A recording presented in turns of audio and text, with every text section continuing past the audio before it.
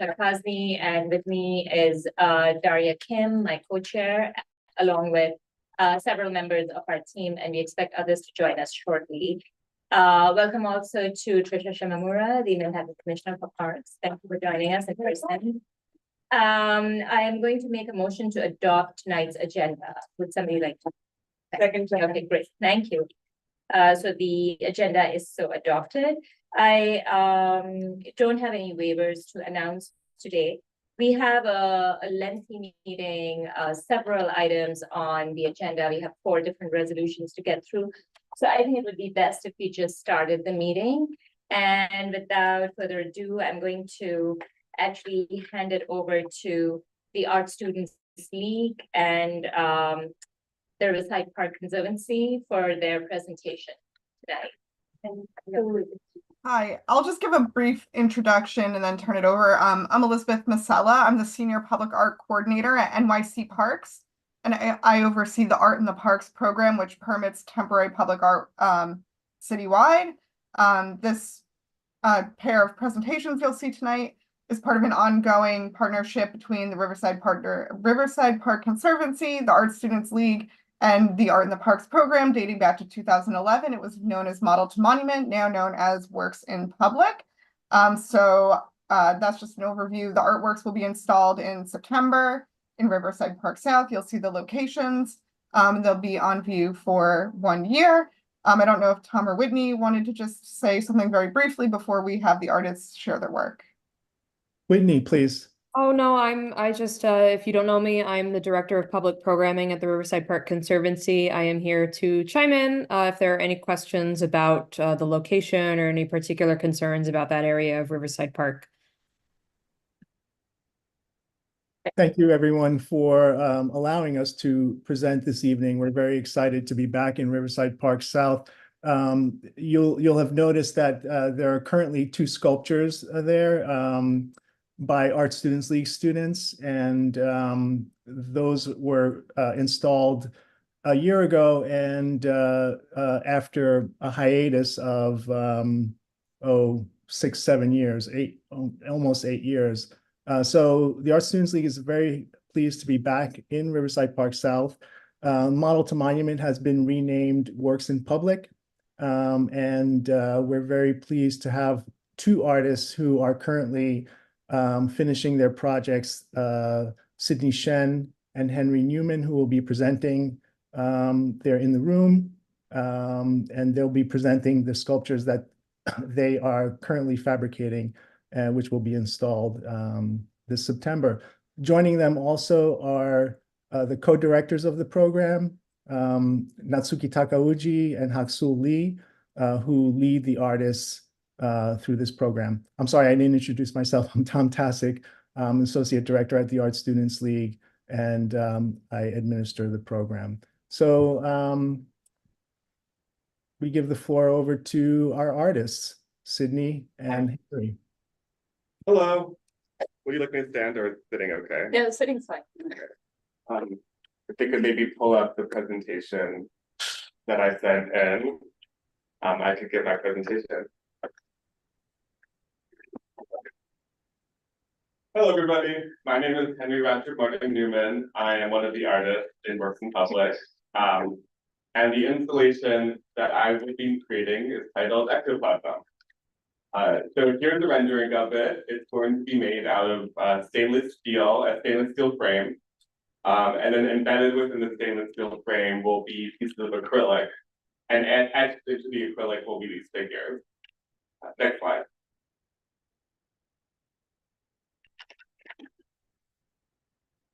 So here's just some of my inspiration.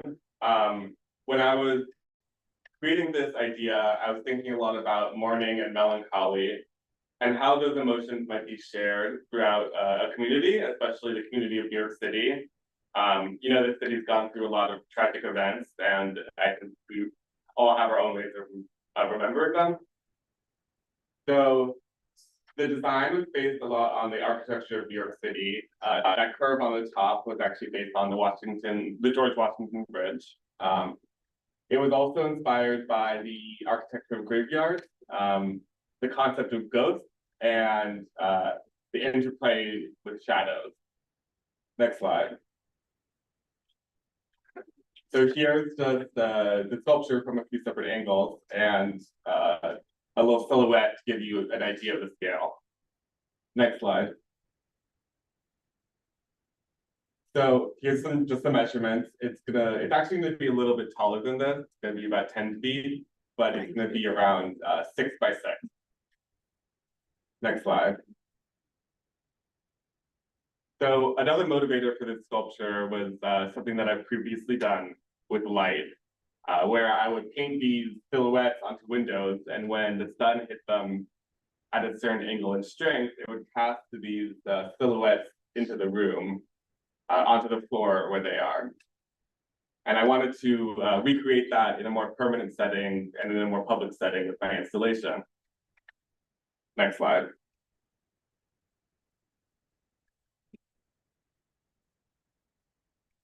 So here it is with the actual material. That's etched acrylic. And you can see how the hand is kind of cast into the ground. Next slide.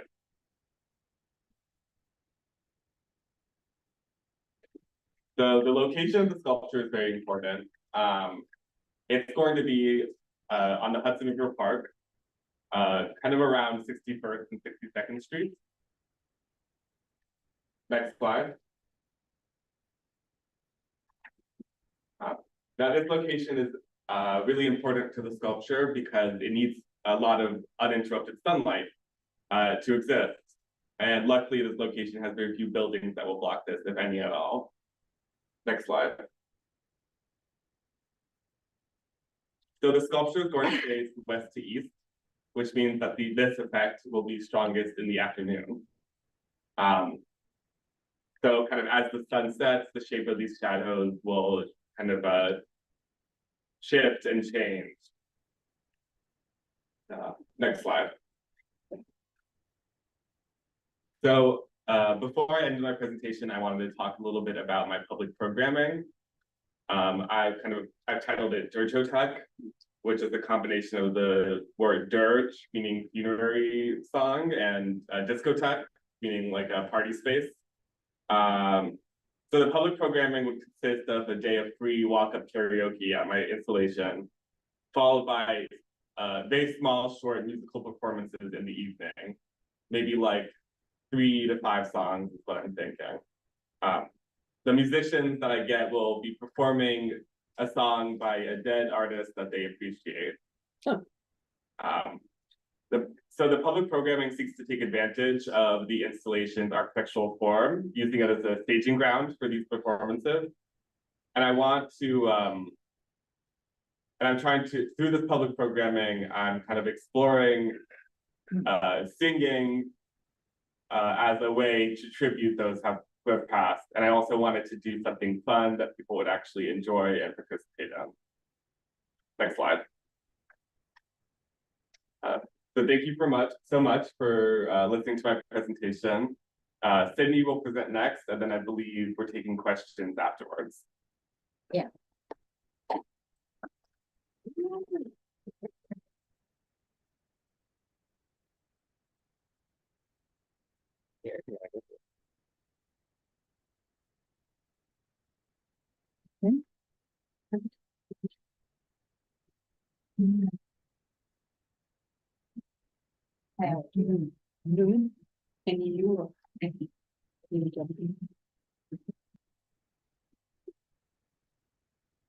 So, hello everyone at Community Board's event. My name is Cecilia Chen. And yeah, thank you for your time today. So, I'm just going to share my sculpture with you. Next slide, please. So I guess I'll kind of break it down into like the who, what, where, when, but maybe not in that order. I'll start with what. So what is it? So my sculpture, it has the working title of Metronome Tower, which pretty much just kind of describes what it appears to be. Currently, the plans are to make it at 16 feet tall, 8 feet wide by about 6 feet deep. And it's made from a variety of materials, primarily steel. So the base, sort of like the bottom half that's of the pyramid that's brown, is made of poured-in steel. And then there will be a viewing window into the interior of it that is made of like plexiglass. And then the other metal parts, which are yellow in this mock-up, are also made of machined steel that will be patinaed to have the appearance of antique brass and other types of metals to kind of evoke a sort of like maybe like antiqued or like vintage quality. And then the spine running through the entire thing is made from an interior formwork of steel that's kind of waffled together, and I'll show more images of that in an upcoming slide. And then the external shell is made of this flame retardant polyethylene film, which sounds fancy, but it's actually a really common material. Which I'll and then finally, there's like a little chair at the top of this pendulum that will most likely be made from a found wooden chair, because in a lot of my work, I use both found and fabricated material. Next slide, please. So what is it about? So if I could describe the way it looks in one sentence, I should say it's sort of a surreal mashup of a metronome, an antique anatomical model of a spine, and an amusement park ride. I somehow forgot to take any photos of the completed physical model. So here's like, you know, a picture of it where it's like a very small picture of it in the scene. Next slide, please. Where will it be? So the piece will be installed at Riverside Park South Site 1. And so that's currently the sculptor Helen Dreves has a piece there. And so you can see this is just a digital mock-up of how that piece will look in that designated space with a person for scale. Next slide, please. So how is it made? So going back to this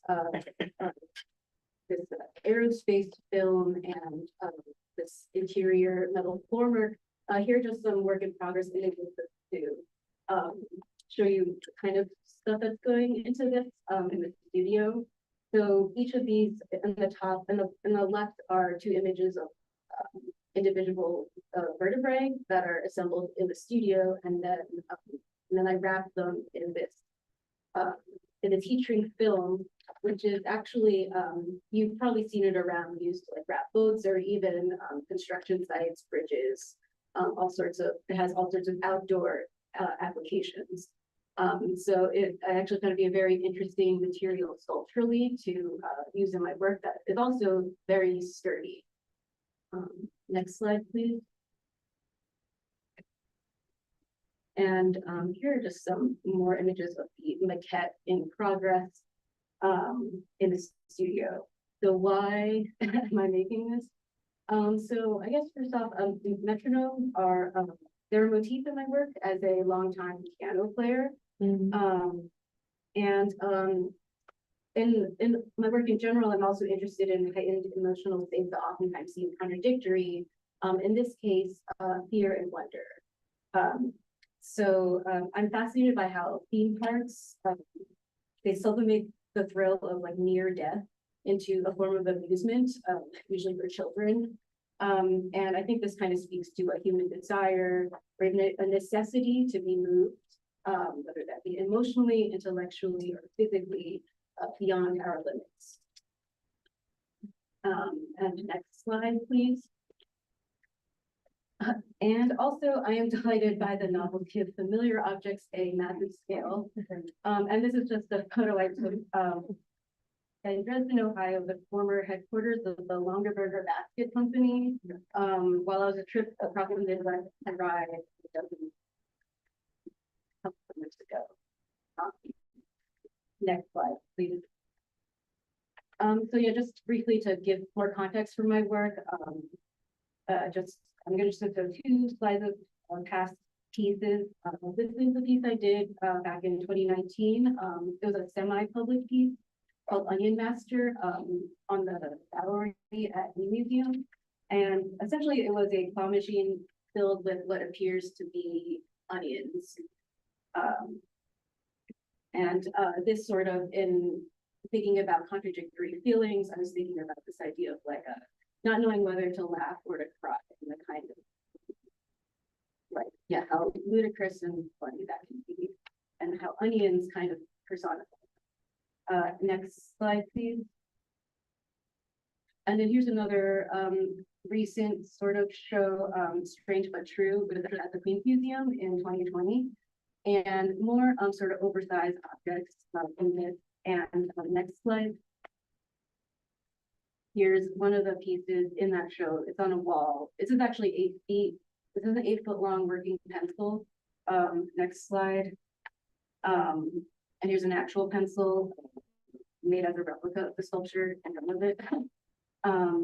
So yeah, I guess I'm showing these because I'm kind of thinking the metronome will kind of have like a similar sort of effect in terms of scale. Next slide, please. So, and finally, we have when will these programs take place? So as far as public programming, I'm thinking about a sort of more an ambient form of participation where on a day or dates, there will be sort of the free VIP fair entry bracelets that will be given out to people entering the park. And I think it will be something that can, and there won't be really any rhyme or reason necessarily given for it, but I think it'll kind of provide an open-ended way to maybe give people like a new way to experience the park, and also maybe encourage people to traverse through the park in ways that they may not have done in the past, you know, whether it's be part of their everyday routine or, you know, something that, or maybe they're going to the park for other reasons. So, and I also think that is something that is, you know, very, I don't know, just very accessible. It's very much like do what you want with it, which for me is like a big part of what is the park about. With sculpture is to kind of let people interpret it as yeah, so that is my presentation. I think there's one more slide. Yes, that's it. Yeah, thank you everyone for Thank you. Thank you so much for presenting. We have time for just a few questions or comments. Is there anybody here in the room who has a question or comment? I just had a quick question for this for both of you. The materials that you're using, they're bird safe, aren't they? Like the clear acrylic. The bird safe, you said? Yeah. Because the placement of plexiglass is in a lower part, I think it found important. Okay. Yeah. And also, I thought plexiglass will be very clear. Okay. There is a possibility that they call made possibility. Okay. Yeah. I have a fast question. These are both very interesting sculptures, and thank you for being here and presenting tonight. But my question is, who funds these? Do the artists fund themselves, or Art students legal in New York. the art students Yeah, is yeah. paying for all? Oh, that's fantastic. That's really great. Okay. Yeah. Mhm. Thanks. Did you have a question? Yeah, I just wanted to know when the installation would take place, when would all of these events take place, what is that schedule looking like? The installation will take place in September, and we don't exact date yet, but it's not happen in September. And latest possible installation, because sometimes it's postponed because of the contractor and everything. So our latest line of the installation first involved, but more likely.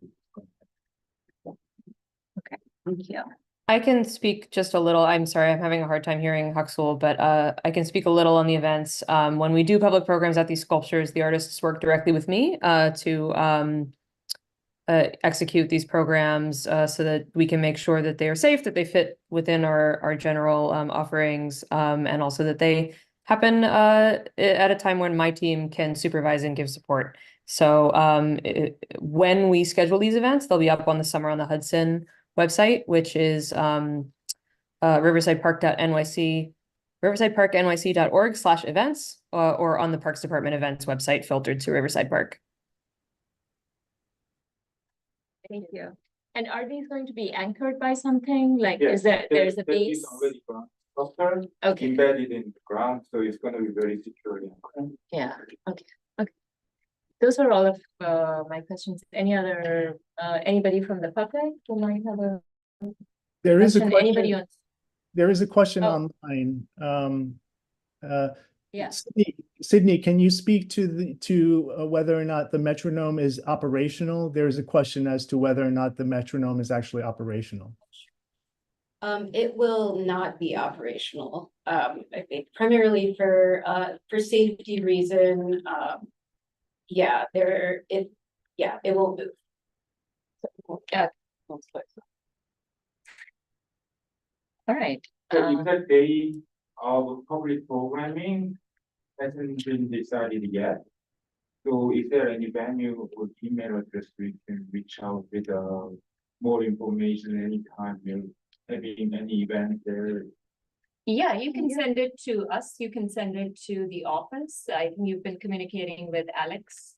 I think Elizabeth's been communicating with Alex, so you can send it to either her or you can send it to us, and we will make sure that it's up on our, maybe in our newsletter. Yeah, we can get the word out. Group of artists will likely have public programming next year. Okay. But there is a coming event, public programming event from the previous Okay. artists coming Okay. soon in August, but not in the Riverside Park South, but the other location on 145th Street, Riverside Park North. Okay. Okay. So I'm going to share the Yeah. detailed information. Sure. Sure. Thank you so much. It seems to me that there are no other questions or comments either in the room or on the Zoom. So with that, I wanted to thank the artists, and I wanted to thank Riverside Park Conservancy, the Art Students League, everybody for being here, and especially those of you who came in person. Thank you. These are truly very interesting and kind of deep art installations, and I can't wait to see them. Thank you. Thank Thank you you. very Yeah, much. yeah. You're welcome to stick around for the rest of the evening. We have like a pretty packed agenda. Right. Yeah. Moving on. Thank you very much for the opportunity. Thank you.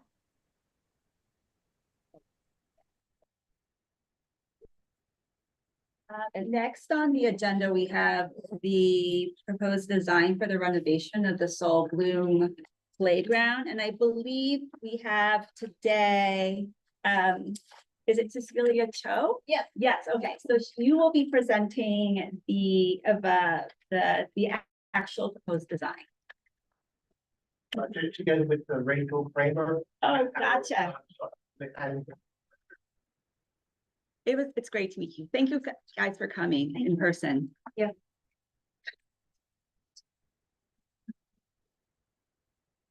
I think we have the presentation. Great.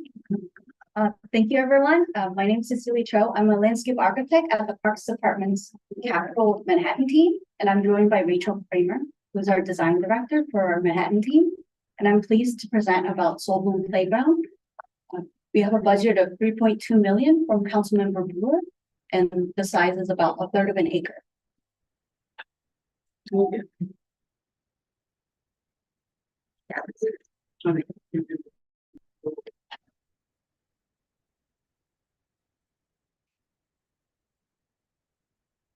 For project goals, we're upgrading the play features and the spray shower while providing more seating and increasing sight lines and accessibility on the site.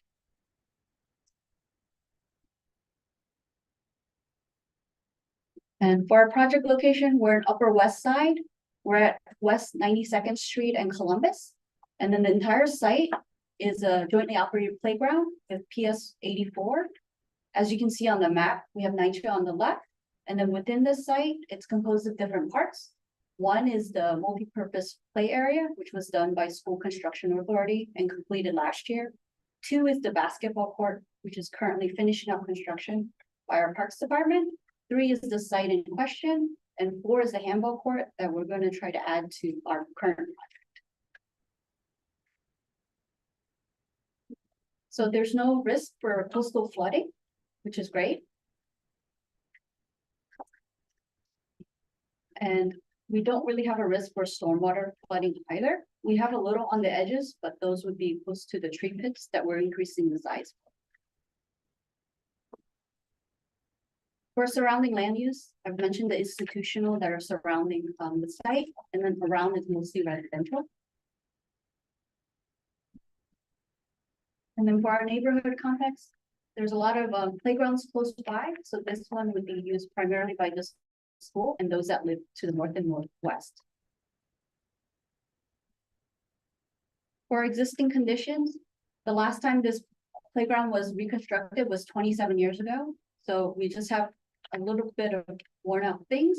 We have the main 5 to 12 play equipment, the 2 to 5 play equipment, the swings, and then also on the site, we have public restroom, which isn't within our project, and it's also not ADA compliant. So for our site analysis, I've mentioned the age, so it's just a little worn out, and there's a few drainage problems when it rains heavily. So we have some great existing mature trees. They'll remain on site, and we'll also make the tree pits wider for better health. As you can see from the photo, you can see the school mural, and that informed the design of the pattern on the basketball court that's currently in construction. And it will also inform a design within the current project. And then as you can see from these photos and the photos in the next slide, there's just a little bit of age on this existing equipment.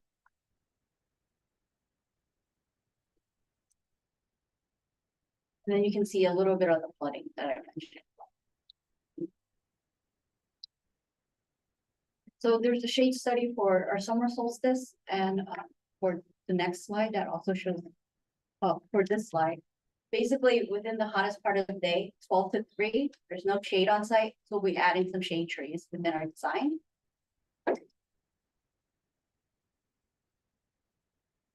And we had 2 main community input meetings. One was at the school with 4th graders, and our previous project manager did an input session with them. We collected some drawings, but also mainly there was a huge request from the students for swings and big play equipment. And then for our virtual community input meeting, which is open to the public, we took a lot of kind of great input. And mainly I want to mention for the play, there was a request for small and large kids, ramp access for ADA, some climbing features, more swings, and then for the art, connecting the mural that's on the school to some graphics within our playground. Excuse me, Cecilia. Yes. Let me just find out, can everybody online hear her? Anybody who's on the Zoom? Is it clear? Oh, okay. Yeah. Beverly is- Yeah, it's Okay. clear. All right, thank you.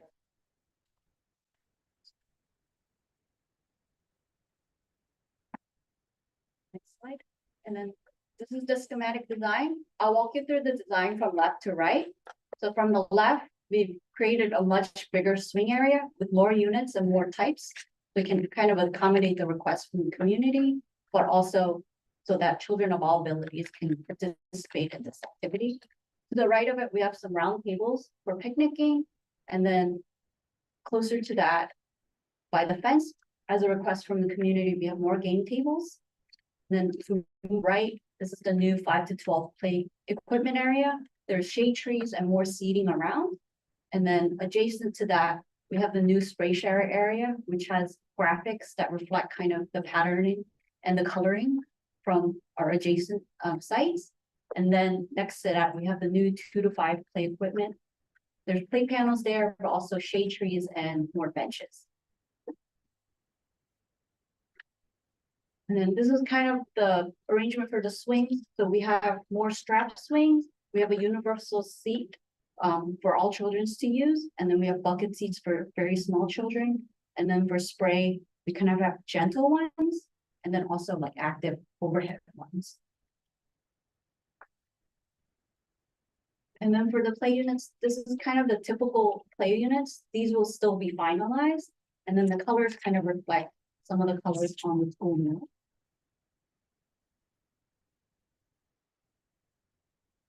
And then our site furnishings, these are typical ones that we've used in other Manhattan parks. They've lasted well. They've been pretty successful in other areas.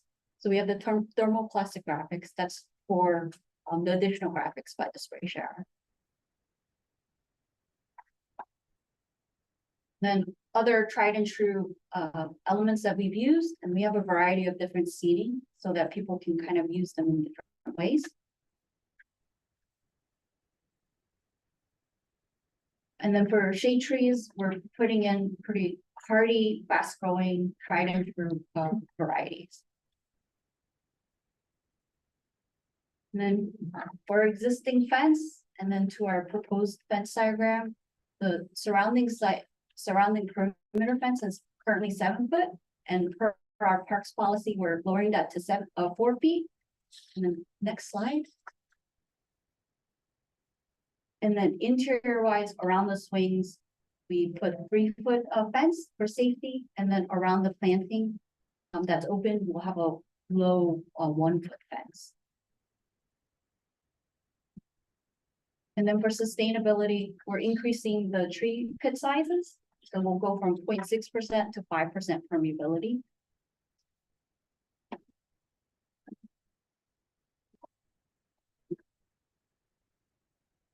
This slide should be another one of basically the design. And I'm happy to take any questions.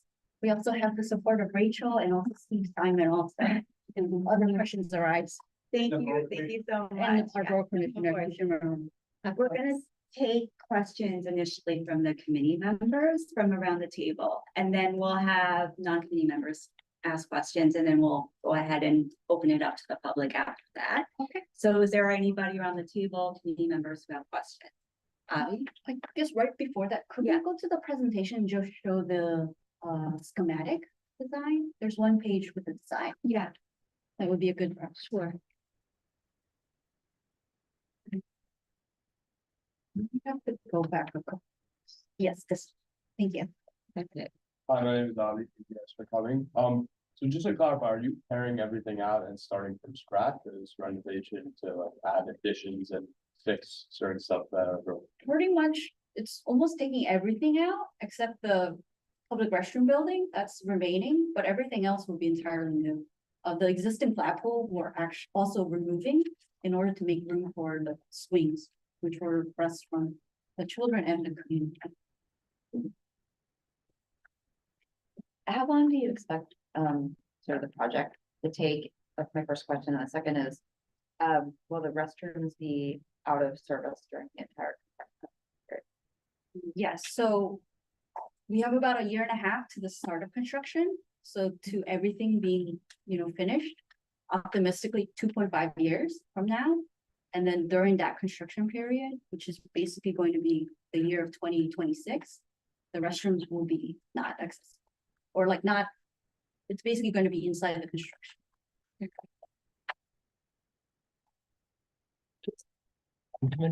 Yeah, go ahead. Okay, three questions, 2 I thought of, 4. And one out, is there any drainage work involved, or you're just working with the dirt? No, there's extensive drainage work that we'll be doing and some work within the inside the building. They, really won't be visible Okay, to the so public because they'll function. my question is in terms of construction base, you're about 30 feet away from the windows of the NYCEDC building. And you're taking about a quarter of the schoolyard for this, plus some staging. So how much of it, how are we dealing with this, the occupied school during this? And how are we dealing with NYCEDC and the Knights building, which is right there. And third question, where's the staging area? So for the second question, luckily, what happened before is the previous council member funded the basketball court. The school construction authority also renovated the multipurpose basketball area. And we also talked to the school principal and we're in contact with them. So they know that this section will be closed, but they're happy that the other sections of this entire site will be open for children to use. Okay. And then Uh, the third question was, Well, actually, I'm gonna respond. That was my second question. I've got to the third question yet. We did, as a historical point, we did the hard surfaced area of PS9. That's a Resolay project, which was done by school facilities. The schoolyard was done. And I know this parks procedures. My apologies. But what not if you're referring to the schoolyard, that was not all. No, I know. Yeah. We did the paved area over the summer. And then the following summer, we did play equipment.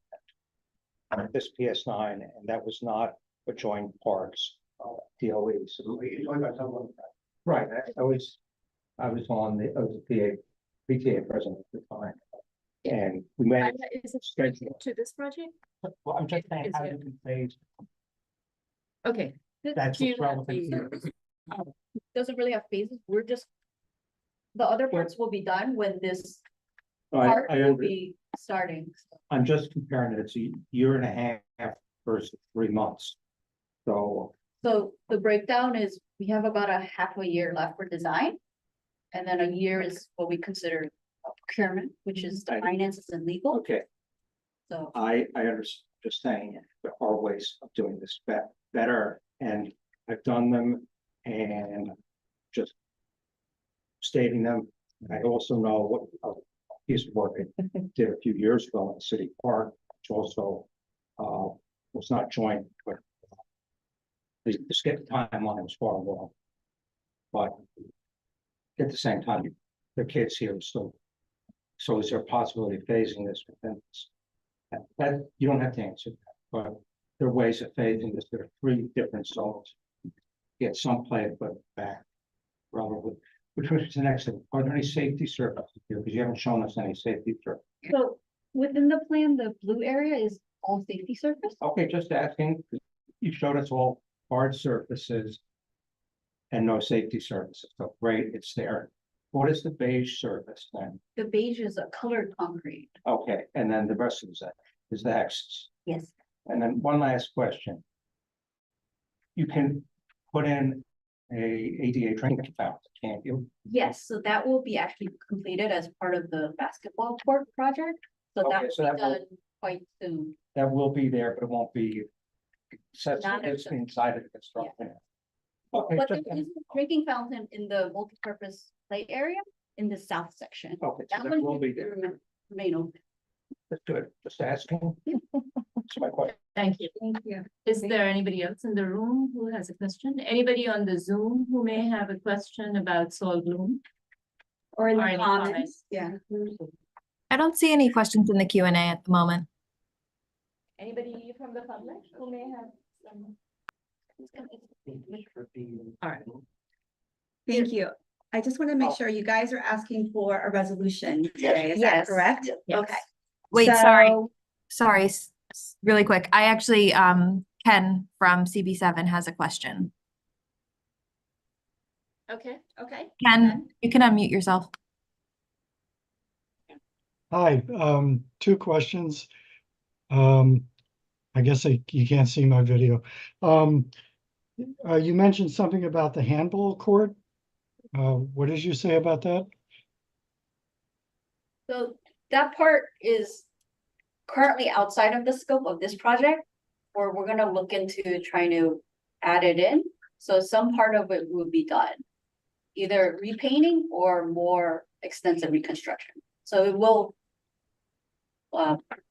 feel new when this project is in construction. But it'll remain a handball court. Yes, there's no change in program. Okay, and did I understand you right that it's construction will start in about a year? About a year and a half. Start in about a year and a half and then take a year? Yes, that is our typical timeline. Okay, great, thank you. Thank you, Ken. So, you're asking for a resolution, and I wanted to make sure that people understand that we are voting to approve the plans as presented today. So let's go ahead and take a vote with committee members first. I wanted to, all in favor? Okay, unanimous. And Alex, again, to confirm, there are no committee members online or has joined? No, right? No, not from the committee. We have Beverly and Ken here from the board, but besides that, I don't see any committee members on Zoom. Thank you. So we'll take a vote for non-committee Vote because they're, they don't got one. Beverly, but Ken can. No, Okay. no, because he's not on Oh, that's committee right. and he doesn't, yeah, moving forward. Okay, sorry. So non-committee members. Non-committee members. We In are favor. voting to approve the plan as presented. What about Beverly? No, Beverly is on Zoom. Oh, she has- She doesn't have a. Oh, okay. I'm not eligible to vote. Yeah, not. It's It's seven. Yeah. Two, Seven. seven. Yeah. Okay, seven. Yeah, so it's unanimous because that's the quorum count. So the resolution has passed in the meeting today, and we'll go ahead and follow up with you after the meeting. So thank you guys for coming. It's always amazing to have people actually attend in person. We love it here because we get to really see and kind of appreciate all the things that you do. So thank you so much. Thank you. Yes, thank you for your time. Thank you. Thanks a lot. And Steve, thank you for, Steve, thank you for sending us the presentation in advance, given that we have this very quick turnaround. It was very helpful. Well, thank you. Thanks, Rachel.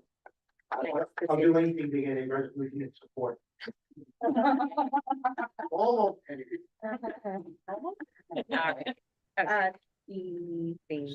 The next one is Harlem, here, Shoreline, and yeah, and then yeah. So our next item on the agenda is to be presented by Central Park Conservancy on the Harlem Meer Shoreline I Boardwalk know the frustration. and the North End Recirculation Project within the park. I thought I saw Diane right there. Yep, Diane. I'm here. Hi. Hi. I'm here with Sandy Huber and Nick Coster. Is it okay if I share my screen? Yeah, I just had a question. Are you presenting both of them together, or we'll do one presentation and one vote and then move on to the next and do another vote? That works for us. We're going to present the Harlem Meer Shoreline and Boardwalk first, and then if you want to vote on that, and then we can do the recirculation system. We can do, or we can present both, and then you talk about both. You let us know what works for you. No. Let's do the first one. Yeah, let's do first one and then the second. Okay, sounds good. Go ahead. Okay. Thanks, Steve. Thanks, Steve.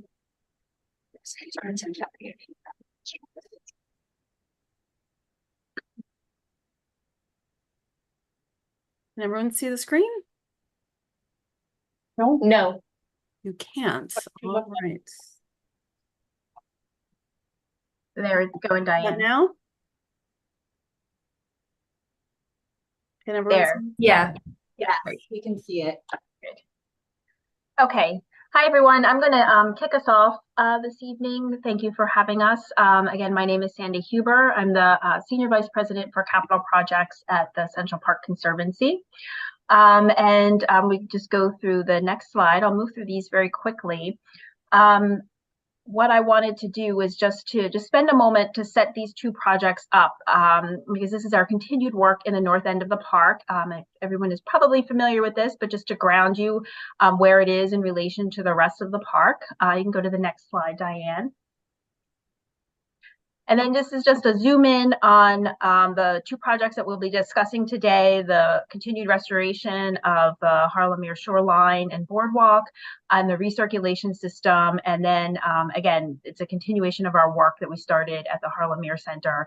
And this map just to show how they're connected to each other. And you can go to the next slide. This is a photo, if we can think back in our memories, to about 3 years ago, September 2021, of the Lasker Pool and Rink, just as we started demolition. And you can go to the next slide. And it's hard to believe that it's just been about 3 years, a little less. This is the current condition. We have an earth cam video on the apartment across the street that gives us these great shots. So if you've been in this area of the park, I'm sure you've seen the activity that's occurring. We're making great progress. You can see the shape of the pool, and they're pouring the concrete. The building is there, and there will be an extensive green roof that will be placed on top of the building. So it'll just blend seamlessly in with the landscape. And then just, Diane, you can click through the next couple of slides pretty quickly. Just some construction shots of the activity, just kind of up close. It's really exciting, and we're looking forward to having pool season in 2025. And then just project goals. These are the same goals that we came with for the Harlem Meer Center, and they continue into these projects, which is the continued restoration of the shoreline, reduction of water use and flooding, supporting wildlife habitat, and improving ADA access. And so now I'm going to turn it over to Nick, who is going to take us through our project for the shoreline restoration. Great. Thanks so much, Sandy. Hello, everybody. Glad to be here with you tonight. So next slide, please. Starting with a little bit of history. So this location of the park where the Meer is located from 106 to 110th Street was added to the original footprint of the park through the advocacy of the designers Olmsted and Vaux, really to better incorporate the existing natural features of this area into Central Park. Next. This early park photograph highlights the Meer's designed natural edge along its northern shore, which had open views and water access. Next. This is a view from the 1920s that illustrates the rock outcroppings along the southern shore that created the Meer's original edge condition in this location, where there was no path that existed. Next. In the first half of the 20th century, the character of the Meer really changed considerably through a series of projects, including the addition of a shoreline perimeter path, concrete retaining wall, perimeter fence, a boathouse structure that was constructed on the north side of the water body. Next. So in the mid-60s, the Lasker Pool and Rink facility was constructed, further reducing and changing the footprint of the Meer. Next. So this is an image from the 1980s of the Meer demonstrating the decline in this area of the park. And this was really one of the first areas that was focused on for restoration by the Conservancy. Next. So the work that happened here included naturalizing the edge of the Meer, the building of the Dana Center. Next.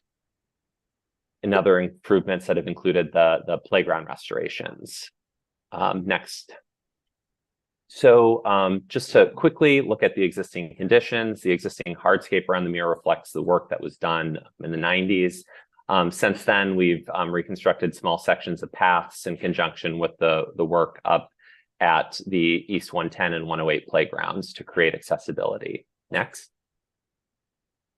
The shoreline conditions also reflect the 1990s work, with some of the edges having been naturalized, others still fine by the concrete perimeter retaining walls. In recent years, invasive plants, primarily Phragmites, have found a foothold really around the shoreline, and they need to be removed and replaced with some of the original plants. Next. So the final existing conditions image that we wanted to share with you is this aerial photo of the Meer and Lasker prior to the work of reconnecting the water bodies.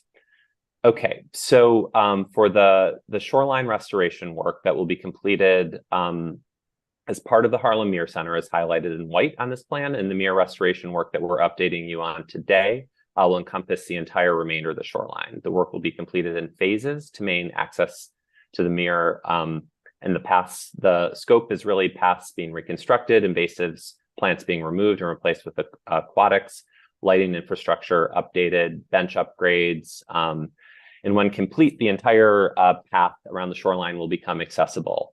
And we're reviewing right now opportunities to expand access down to the water for all. And we've broken the restoration plan down into 5 sections, and we're going to quickly click through these for you, starting with the Northwest accessibility path restoration.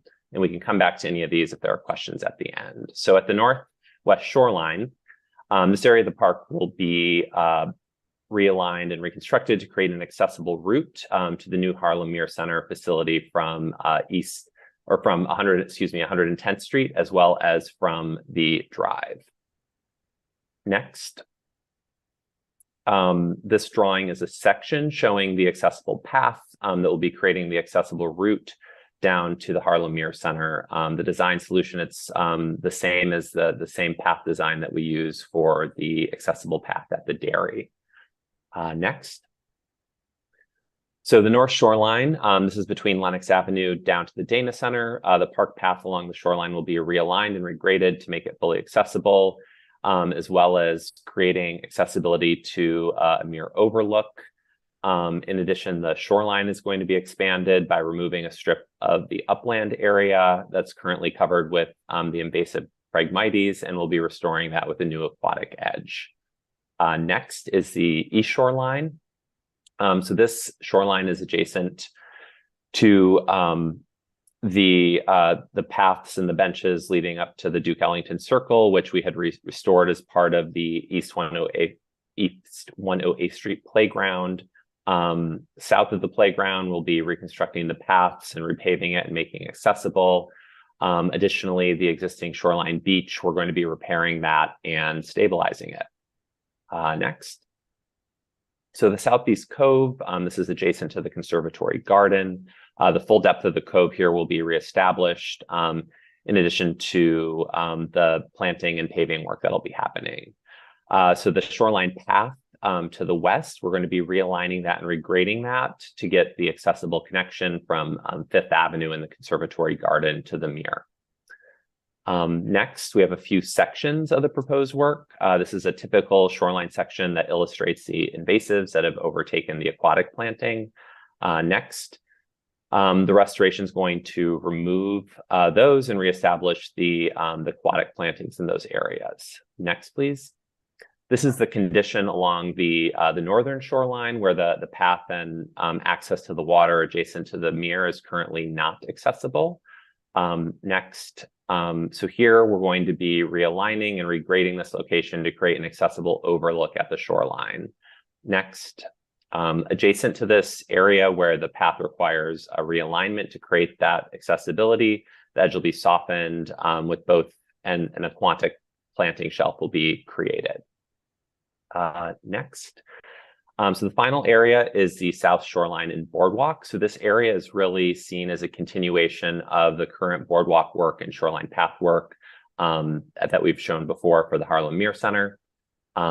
Similarly, portions of the path, they'll be replaced with boardwalk grates floating over the water, and the shoreline path will be updated. Sections of the concrete perimeter wall here, we're going to be removing them and expanding the Meer to create those aquatic planting zones.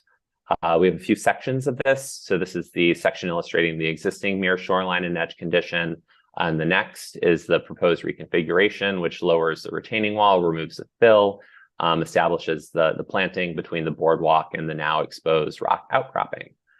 And then finally, we just have a few visualizations. This is a rendered perspective looking south, illustrating the design intent of the boardwalk and its relationship to the Meer. Next. This is a rendered perspective walking east on the boardwalk. And finally, this last image is a photograph of the boardwalk that is currently under construction. So we're waiting on the guardrails, which will be installed, and this path will be open when the Harlem Meer Center opens. So we'll now pause and take your comments and questions.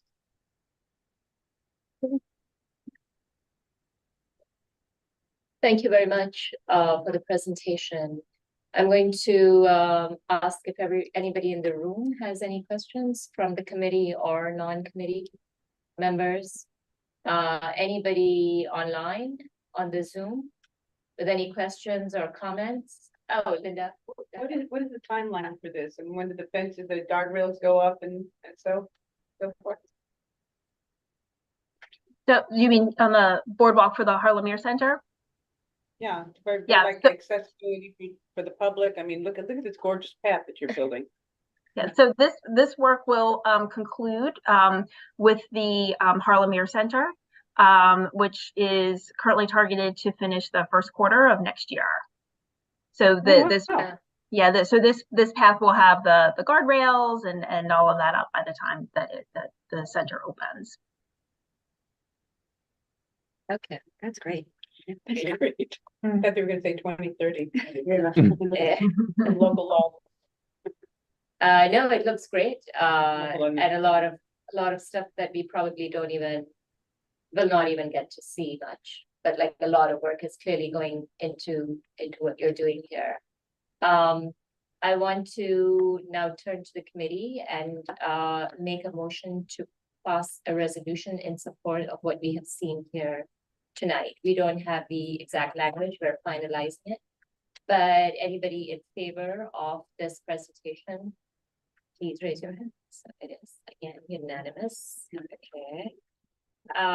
Non-committee members? Thank you. I'm there. There's nobody on the, I don't think there's anybody online who is eligible to vote.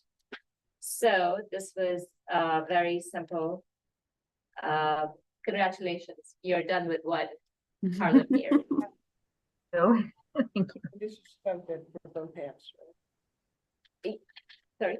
This is a vote for both of them. No, for the Not the. For the path. not the north end recirculation. Oh. Yeah, so this is for the Harlem Meer Shoreline and Boardwalk restoration. Okay, great. So let me know if you're ready for me to go. Yes, This is the north end recirculation. Yes, I'll go really quickly. Hi, everyone. It's nice to see you again. My name is Diane Jackier. I'm the Vice President for Program Management at the Central Park Conservancy. I'm here to present the second project that we have for you tonight, which is called the North End Recirculation System. So this is not the kind of project like how Nick just showed you all these great renderings and Sandy showed you all these great construction photographs. This project really is going to be primarily underground infrastructure. A lot of people won't even know that it's happening, but it's one of the most exciting projects that we have, just in my opinion. Not everybody has to think that, but it's going to be really impactful to the park, and I'll go through some of the benefits in just a minute. So just to give everybody some background, the north end water bodies that we have just north of the reservoir, which is right here, are the pool, the lock, and the Harlem Meer. And so what we have is a series of inflows. There's one on the 97th Street transverse where city potable water comes in through and fills up the pool. There's another inflow on Central Park West close to 101st Street. And that water fills the pool and it flows by gravity through the lock and through the Meer and out into a combined sewer outflow along Fifth Avenue.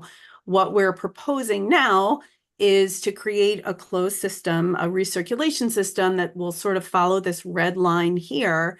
So instead of having the water go out into the combined sewer on Fifth Avenue, it will actually be pumped through a series of pipes to a location just south of the 100th Street pool. We're going to turn off those inflows, the one on 97th Street transverse and the one on Central Park West. And the water will just, capture water from storms, and the water will just sort of continuously go around this loop here as opposed to going through the park. So just wanted to mention that when we do this work, what we're proposing, we are not going to be disturbing any trees. We're being very careful to go through open lawns, under pathways. We're not going to be disturbing any trees. And I also wanted to mention it is a complicated engineering project here. We're going to have a series of filtration systems, a lot of piping, underground things.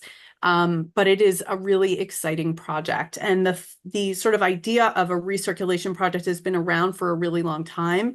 We have references to it from the Board of Central Park Commissioners meetings in the 1860s, although it was never built.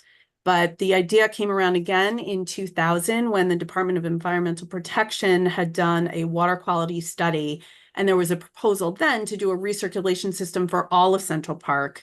It did not go ahead at that time just because it was too costly and there were some physical impediments in the park that prevented it. But the idea came back again in 2016 when DEP reached out to the Central Park Conservancy to see if this was feasible. At the time, DEP was looking to reduce the city potable water and realized how much potable water was going into the pool. So at that time, the Conservancy did an engineering study to see what was possible. It was determined that in the north end of the park, something would be possible. And that's how we've gotten to the project that we're at today. So, just some, information for you in terms of the stormwater management. This project is going to be managing 204 acres, the stormwater for 204 acres in the park, which is roughly 30%, which is pretty great. And then just to the benefits of this proposal. So it is going to be saving approximately 480,000 gallons of city potable water a day, which will add up to about 175 million gallons per year, which is pretty amazing. It's also going to prevent about 67 million gallons of city potable water and park water going into the storm sewers during wet weather events every year. So it's about a 90% reduction. We think this is going to really help with flooding in East Harlem. Potentially Harlem, we're not quite sure, but really, really great modeling studies are showing this. And then last but not least is that this will also reduce the harmful algal blooms that are in the north end water bodies. The city potable water has a lot of phosphorus in it, which contributes to those harmful algal blooms. So with that reduction in city potable water, we think that will help in addition to all the filtration systems that we're going to be having. So as I mentioned, most of what we're doing is going to be underground infrastructure, but there are going to be some above ground surface features that you will see. There's typical things that you see in parks all the time with, hatches, if they're manhole covers or utility cabinets. There will be a few of these where close to Conservatory Garden. There'll be a filter vault here. There'll be a few things also by the Southeast Cove of the Harlem Meer, where Nick was showing some of his project as well for the Shoreline and Boardwalk. And then we're also going to have a few of these elements close to the 100th Street pool on the west side. So this final slide will just show you a little bit of what these are going to look like. There'll even be more, subtle and invisible than what we're showing you here. It's going to be things that will blend into the park as those surface features that you see pretty much all the time. So does anyone have any questions? You have a question. I have one question. I see you have an RPC and a water meter, so you have that as a backup. But is it anticipated to eliminate the entire use of potable water, except in case droughts and that thing, or is there still going to be some use of city water? There might be some makeup water needed if it's a really dry season. They may turn the potable water on, but it's the intent for most of the water just to keep recirculating through the system. Barbara, did you have a question? Linda. What's the timeline? We are currently going through the design process. The goal is to start construction early next year in 2025. And so that takes what, 18 months, 24 months? Construction is expected to take a year. Oh. And is this like phase one of many in the park? Like, is the idea eventually to replace all the water flowing into the park with this sort of system? I think, that would of course be the goal, to see what's feasible. We would need funding for it. It would be a long way off. I don't want to make any promises on anything, but it would be great if we could. Okay. Oh, Will this project affect the operation of the last or the restore pool when it's opened, like when this has to be sort of like turned on or activated or worked on? No, they're two completely separate projects. I just wanted Oh, yeah. I just wanted to say that, you know, although this is not one of the most glamorous projects, I think this is an amazing undertaking. And I know that, you know, the original infrastructure was put in a long time ago, 1865 or something like that. And, you know, it's gotten passed along, and the fact that you're undertaking this now, I think is really fantastic. So thank you. Thank you. All right, I think, unless there are any, oh, I see Ken's hand is up. Yeah, hi. I wanted to ask, what is the source of the potable water right now? Is it the reservoir? No, it's the the Croton Reservoir. It's not the reservoir in Central Park. Well, how does it get into that part of the park? Through pipes that comes in through the 97th Street transverse. There's a big pipe that comes in through there. Oh, and so is it the pipe leaking? No, the pipe is bringing the water into the pool. It's turned on. Oh, it's not leaking. It's intentional. It's Okay. intentional. It's been that way for several decades. Yes. Okay. And so once that gets stopped, then there's no possibility of water backing up somewhere else. No. Yeah. Great. Thank you. And will there be any impact on park goers as you do your work? There might be, just as we're doing some trenching, but it's not intended to be that, you know, there's going to be big parts of the park that are cut off for an inordinate amount of time. Okay. It'll just be, you know, a typical construction project where we close things off just as we do the work. Great. Thank you. I see, maybe there are two questions in the Q&A, it seems. Yeah. Alex, can you check that? Yeah, the first comment was about the last presentation, saying it looks great in a top presentation. And then the second comment is from somebody else named Leslie, who says this is fantastic, saving so much water by recirculating what's there and collecting stormwater for recirculation. Wonderful.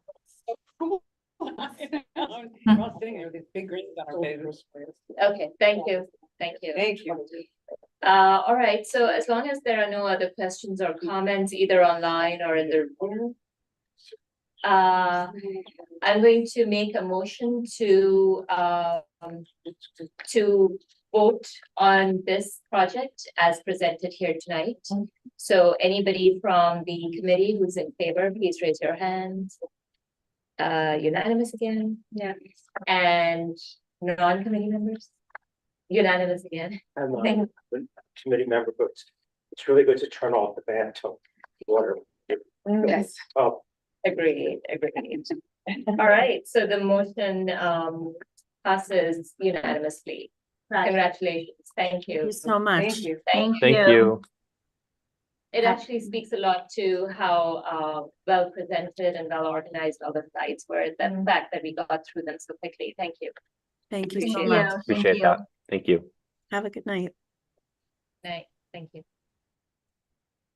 All right, I think, are we ready to move on to the star of the evening? So our next item on the agenda is the presentation by the EDC and the Parks Department and the design team regarding the West 79th Street Marina and Dockhouse renovation. Whoever is here, may come on. So you passed along the two books, the deck like last time. We'll do that again? Yeah. Same thing. Yes. You have, we want to give thumb drive. Maybe a thumb drive would be better. Yeah, rather than, because they don't think they were prepared. Elizabeth, and I saw Tom Allen. It was fun. I went downtown to Sunburn. Yeah, it was right across the good night. So I met her. Yeah, Tom after the walked in, like hugs and.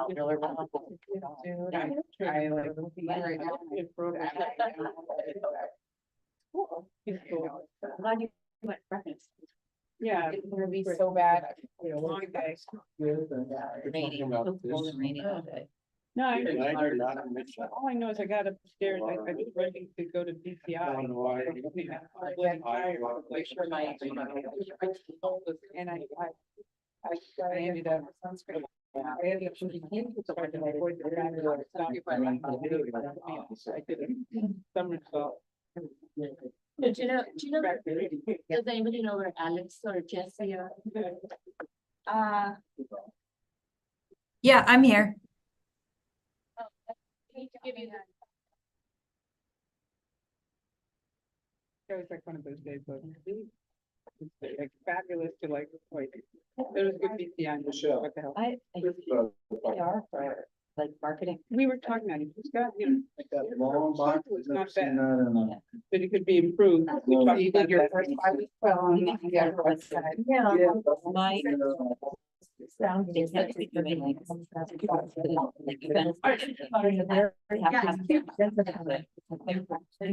goes with. But they're not there, they don't have any budget. So anybody that was here to present, welcome to come over the table. Yeah, pretty much out. Yeah. So we made it. And then, what you reminded me one time, like some microphone, this is good, right? Microphone wise, I can't Yes, remember. yes, now I think we've gotten through those issues. Remember Stephanie had to stand by the column. Yeah. Yeah. I think now we're much better, but it would be helpful to break that. Yeah, so we're good. Okay. Super.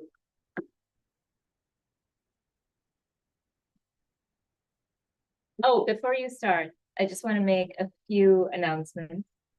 I just want to say, everybody should hold questions till the end, questions and comments. This time for this particular item, we're going to go to the public first for questions and then go to committee members. Also, if you're here, if you're a member of the public and you're here to speak on this item, I would encourage you to start raising your hand now so that we have an idea of how many people are in queue to speak, so that we can also organize our time better. I also want to announce that MCB7 will be putting out a Google form that will go live tomorrow morning at 8 a.m. and it will stay live till 5 p.m. on Friday, where anybody, whether you're a board member or a member of the public, you will have the opportunity to comment, give your feedback, ask questions on what you see here tonight. And we will relay all your responses to the team that is present here tonight presenting. So with that said, please go ahead. Okay, Thank you. It's good to be back. I appreciate it. So I'm Stephen Freck. I'm the engineer record, project manager for the boat basin. With me today is Adam Nowinski, who's the design architect. Stephanie is here, the architect record. Joe M, assistant project manager. Gotta mention her. She's like pretty good. Okay, next slide. We've got maybe like 25 slides to go through roughly. This agenda, we'll go to the next slide. So we'll just kind of try to think 20 minutes, 25 minutes. So we allow a lot of time for Q&A. So the project timeline, we're right here. And we just condensed everything we've shown you before, which is like since 2019. I think we've had 6 touch points or something with the community board. We've had 2 PDC submissions at the conceptual level, both, you know, approved. And we met with you before when we kind of went back to the, at the very beginning, we went back to the single story design. And here we're here tonight to present some of those concepts to you. Design wise, we've done a lot. And you see, we're basically hovering around the 30% milestone as we seek the appropriate project. We've done a lot of work, especially on the dock house, the size of the dock house, the height of the dock house, the location of the dock house in the park, in the marina. So we've done an awful lot of work on that. At the last slide, we'll talk a little bit more about future steps. So here we are, I need to mention one thing. Here we are to talk about kind of the changes to the dockhouse. In addition to the Google form, I think a lot of you know, or if you were here last time, we're also engaged in the Section 106 process, which is the federal initiated process for design mitigation of the viewshed impact of Riverside Park, which is something that we've heard a lot about, those comments are being collected here. Also, FEMA is also soliciting and welcoming your comments in addition to the Google form, and so are we. Next slide. Okay, so the project, I just think like a lot of you have used to seeing, a lot of you know the project. The marina has remained largely unchanged since sort of the beginning. 191 slips. The vast majority of those are the 50 and 60 foot, the 40 and 50 foot slips. We have a slide on that later if you want. Wave protection for the first time in the site's history. ADA compliance in the first time in the site history. Sanitary connection to the city sanitary sewer for the first time in the site's history. Water throughout. So modern marine amenities designed for the current standards and resiliency and climate adaptation. One thing that we heard was there's a lot of concern about the congestion in the along the Esplanade. We tell people that the stats that we have, the most heavily traveled bike way in North America. So there was an instant entrance right here. Like I remember as a rider, how constrained that gets right there. So we've eliminated this entrance that's right in front of the road tunnel and maintained the other entrances. Next slide. We're really here to kind of talk about what we've done for the dockhouse. So part of that aesthetic and approach, I'll turn that over to Al. Thank you. Thanks. So really nice to be back here again. The first 8 slides or so are ones that I showed you and talked about a couple months ago. I just want to quickly go through them to sort of frame the design the project, and then the last 14 or so slides are really just talking about the current design and explaining it in more detail. So as I discussed last time, there are certain basic principles that are governing the overall approach to both the marina and the dockhouse. And I won't get into all the details, but the intent is to satisfy with them holistically through the design of the actual project. Go to the next. Last time I talked about the design evolution, and I'm not going to read all of the bullets under each of these 6 categories because when I actually describe the design, you will see how the current one-story redesign of the building addresses these different aspects of parameters of the project just through the actual visual information I'll be presenting. And we can circle back to this if there's questions. Yes. Okay, thanks. All right. The timing. Michelle. Again, Stephen spoke about the site. We are still proposing rotating the orientation of the building 45 degrees to the promenade to open up views of the river from land. The building is screened through the trees and the topography east of the site. And the site is located south of 79th Street Rotunda, more or less in the middle of the marina. Next. Can everybody on the Zoom hear? Yeah, am I speaking loudly enough? Is that? Yes. It seems. Okay, thank you. Thank you. Again, showed this drawing cross sections through the site last time. This shows the proposed dockhouse 1-story, how the existing topography and trees east of the site screen views of the building from Riverside Park, as well as the apartment buildings on Riverside Drive. Next. This is zooming into that cross section, showing the outline in dashed lines of previous 2-story design. And then the current 1-story design, and I'll be showing a more detailed cross section through the building at the end of the toward the end of the presentation. But Essentially, the building is highly constrained to meet flood requirements. The lowest part of the building has to be above flood height. So the building is therefore elevated and open to below, open to the below area of the building. The one-story cross section is shown there, and then we created a well, essentially a recessed area in the roof where mechanical equipment is located so that it will not be visible from the exterior. And the roof has a green roof, which you'll see in more detail on the more detailed cross-sectional slide. Next. So this shows the progression from the existing dock house on the left, the original one-story design. This kind of gives more detail to what Stephen mentioned earlier about prior presentations to you. And then the previous two-story design from about a year ago, and then the current one-story design, which represents a 40% reduction in program from the original one-story design, and but is now at one level, still elevated above, as I showed a moment ago, above the water. Next.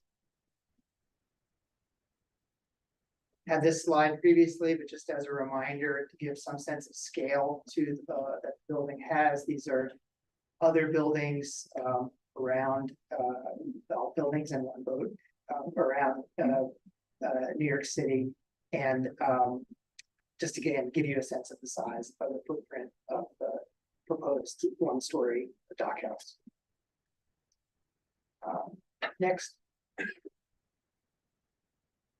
So want to talk about the proposed design now. So this is the existing dock house, which was damaged during Superstorm Sandy, is not presently operational, did not meet functional requirements, and does not meet code requirements.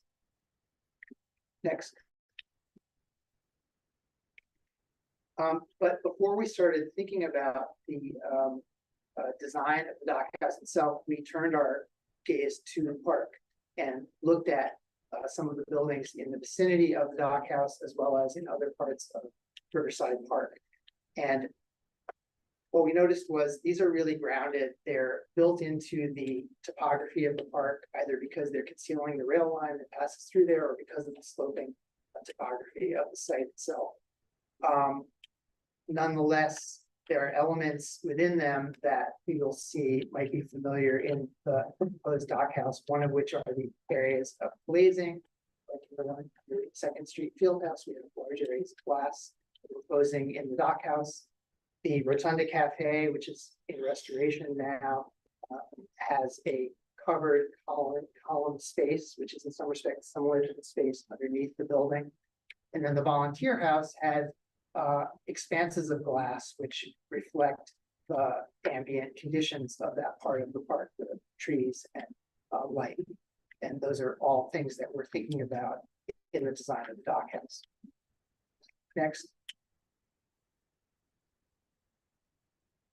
One of the things that's really important, given the site of the building, is materiality and durability, that it's made out of materials that can look good over time and are appropriate for this sort of waterfront exposure, which can get quite severe weather. And so durability is really important, and I'll talk more about the material palette as I get into describing a specific design. But one project that we did, it's completed about 8 years ago, is the Brooklyn Bridge Park Boathouse, which is on the left. And some of the materials that we're proposing in this building are similar to those that are used there. And then the other structures that you see there are in the Hudson River and the west side of Manhattan. Next. So one of the exciting things as we began to think about redesign of the building was to draw from the Hudson River and New York City's maritime heritage and legacy, and also the present use of the water activities that occur on sailing and boating. And so we really, the building is viewed against the water and against the, obviously, the shoreline of New Jersey, which is on the opposite side, which has some buildings in it. But we thought about the relationship to the kind of infrastructure, whether it's the George Washington Bridge or the 69th Street Transfer Bridge, but also gangways and elements that are present in the marina. That's the context within which you see the building. And the materiality of ADOC, the wood that's used, the decking there and the railings as well. And then of course, the character of sailboats, so the triangular forms of riggings and masts of sailboats as well. Next. So this is a rendering of the building looking south from the promenade. And this really gives you a sense of, what we're proposing. The intent of the building shows the rotated form, which the openness of the building below, we reduced the number of columns from 16 in the prior two-story scheme to 12 below. The truss form, which creates both a literal and a perceptual openness of the building. And then you'll see in some later images and renderings where the windows are located at the corners of the building, and then within, between the corners, there are windows as well, which are screened by grills that provide shade to the interior. And then we've chamfered the corners of the building as well. So there's a slight sloping form from top to bottom inward, which helps to further reduce the mass of the building and give it a kind of orientation, if you will, toward each of the corners, kind of another level of articulation toward the corners of the building. And then you see one of the stairs, which is wrapping, there are two stairs wrapping the building. This is one on the northeast side, and there's one on the opposite side, on the southwest side. And then again, which I mentioned earlier, the context of the marina, gangways, boats, the railings. Again, I'll talk a little bit more about that in a second. Next. This is a view up a little bit closer where you see the access gate and entry to the marina at this location. There is a flaring of the pathway to create a safe space for people to wait while they're about to enter into the marina. Place for signage, more open fencing and gate in contrast to the sort of bear claw fencing and railing elsewhere. And this shows the openness of the lower level. There are two risers. I should point them out in plan later. One of which has an accessible lift in it, and the other one has utilities that are servicing the building, power and water and waste. Next. So the materiality of the building again was thought about in respect to durability, transparency, how the intrinsic materials, whether they're very satin finished stainless steel or clear anodized aluminum, would take on the quality of the surrounding water and ambient light. The grills that we're proposing are similar in design to the type that we use at the Brooklyn Bridge Park Boathouse, and give a kind of linearity to that reinforces the articulation of these truss forms. The fencing type that we're proposing is similar to what Parks is using more and more in current contemporary parks. We're proposing fritted glass, which is has a ceramic paint essentially that's baked onto it that will provide shading to the interior, but also helps mitigate bird strikes because it creates a visual, perceptual pattern that birds can see and not fly into. And then we galvanized steel grating for the bridge, if you will, out from the promenade to the dock, as well as the stairs and landings that are coming out of and going into the building. And then the timber deck being used like ADOC for the walkway, and it continues on down the pier. And then the underside of the elevated platform, the platform is made out of concrete, columns are exposed concrete, but the underside of the platform is using an expanded galvanized steel panels are porous, visually porous, but will conceal piping and whatnot that's transferred from the risers to the locations to get into the building. And also form a kind of surface on top of which, or over which you'll receive kind of reflections from the light. So it's a way of dressing up the underside of the concrete slab, if you will. What is angel hair finish? Angel hair is a finish from Zahner, which is a metal finishing company in Kansas City. That is a very, very fine, non-directional steel finish that picks up kind of ambient light qualities. One of the projects they used it on was the Ore Museum in Biloxi, Mississippi by Frank Gehry. But they've also used it on other buildings. But it's not glaring. No, it's very satin finish. Yep. It's more satin than, for instance, say countertop, stainless steel countertop or sink that you would have. It's highly diffuse in how it reflects light. Next. So this shows the material progression and sort of scale progression, if you will, of the building. And really the point being that among the comments that we heard were the desire for greater transparency and openness between the building and the land. And also, of course, the scale, which reducing the size from 2-story to 1-story. And so the attempt has been in the current design to really create a building that has a kind of clear orientation to the water, but in reference to, I mentioned, the sort of historical maritime heritage of New York, as well as the kind of surrounding context of them. Next. This speaks to what your question, Charles, just about the light diffusion. These are obviously renderings, but if you were to go to the Zahner site and look at many photos they have of the Ore Museum as an example, you can see how the materiality of the building takes on the ambient light conditions.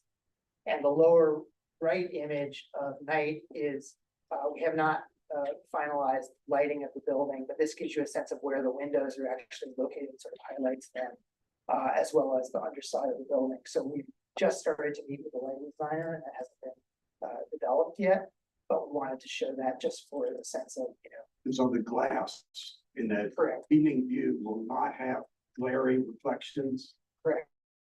Yeah. Well, the glass in between the corners is screened by the grills, which are located over it, and then the corner glazing has the fritted pattern as well. Excuse me, just to clarify, we'll come to the audience for questions later. Thank you. Next, please.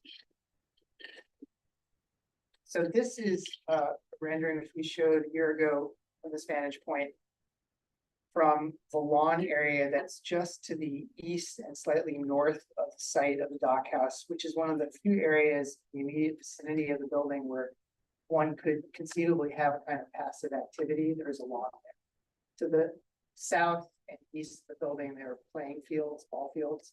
But this location shows you kind of the feel of the building from that spot. Next. This is from the Rotunda Terrace, 79th Street. As I mentioned before, the building is outside of the view shed of the axis of 79th Street. It's located south of the Rotunda. And so if you turn your head and face south, west or south, from the Rotunda, you can see this portion of the building is partly screened by the existing tree that's located there. This was taken, I can't remember if we took this last spring or more recently, but basically the Rotunda, as you know, is under construction right now. So we went there and got this image. Next. And then I'll take you through the plans, and then I think that's it in terms of the design. So again, the pure deck level plan showing the black circles are the 9 columns that are supporting the platform that the building is built on. The light blue circle is a riser that has the accessible lift located in it. The 2 blue triangles are the access points for the stairs going up to the upper level. And then the kind of salmonish orange, pinkish colored orange is another riser located in the building. Next. This is the plan of the building. So the plan is quite logical. The color coding really has to do with guest versus staff areas, but very simply put, there is a square area in the center of the square plan that has all of the mechanical and service spaces, like locker room, changing areas, restrooms, and the lift. And then the perimeter of the building, all four sides of the building, are wrapped by spaces that people actually occupy and that you can look out of and into. So number 5 being the customer entry service area, which faces west toward the water. And then the left side of the plan, 8, 9, 10 is the staff area. There's a workroom on number 11 on the north side. And then the east side facing the water is a patron or a customer area for laundry and a waiting area. So this is based upon the minimum program needed for a marina of this size. And part of what's driving size, aside from the program requirements, is just the accessibility and code required clearances for egress and access to all of the spaces. So Stephanie knows better than any of us how tight this plan has been worked to make it as small as possible. Next, please. And then the main roof level, the light green is a green roof, and then the gray hatched area is where the mechanical equipment is located. That's again set into about 4 feet below the roof level and open to the sky, but not visible from the surrounding parts of the exterior of the building. Next. And then this is a more detailed cross section through the building, showing again the mechanical area, the green roof, the occupiable space, the space underneath the building, a little bit over 10 feet clear height, and then the relationship to the promenade on the left and the water level, of course, below. I think this might be the last slide about the architecture. Yeah, I think so. And then this will be our, thanks, Andy. This will be our last slide. And we want to go more. So, you know, next steps, thinking about like what comes next is, again, comments. So I appreciate the Google form, like to get all those comments. The comments to FEMA is also soliciting your comments to this address. So as part of this outreach, we're soon to take this design and package that for EDC's review is the 30%, where we'd like to get your comments back on this. We'd like to show it to the Public Design Commission, essentially what you've seen in response of conceptual submission to them or preliminary submission to them. In August, we'll be back. We're going to like to continue the design. We'll be back for the 50% set. So we would see you again all the way through design. We would, you know, then once we can get to the design, we can actually submit the 100% plans for permitting, actually get construction permitting from the Department of Building and SBS, and then hopefully enter the construction phase. So those are the next steps for us. I think that's it. Next slide says Q&A, I believe. Yeah, so that's what we have for you tonight. We welcome comments and questions. Well, actually, just to clarify, in CB7 does not meet in August, is September. Okay. The PDC does. If you don't, I don't know your date, actually. I don't know when that date is off the top of my head. It wouldn't be, this is the PDC, that's in August. That's in August. Yeah. So you would take to the PDC whatever resolution we give you. That's right. That's right. Okay. And you said that at some point you would be coming back to us. Yeah, that's right. Middle, like, where are we? I don't know, just spitballing, But, fall, you know? Okay, so after you go to the PDC. Yeah, for sure. Okay. Yeah. All right, okay. All right, so I'm going to call out to, any members of the public who might be in the room who have questions or comments. If this, Go ahead. if If you could identify yourself. If they can. Stay moving. If this is accepted, this document, what's the estimated completion date? Can you flip back to the last, hopefully, There's no speakers. construction 25 through 20, mid 2027, maybe? Mid 2027, okay.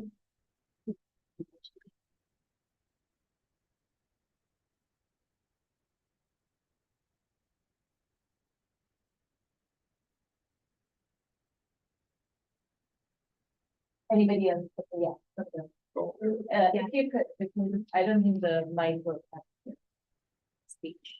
Yeah, you know, you're on the comment. My name is Dave Polikoff. I'm a selling instructor.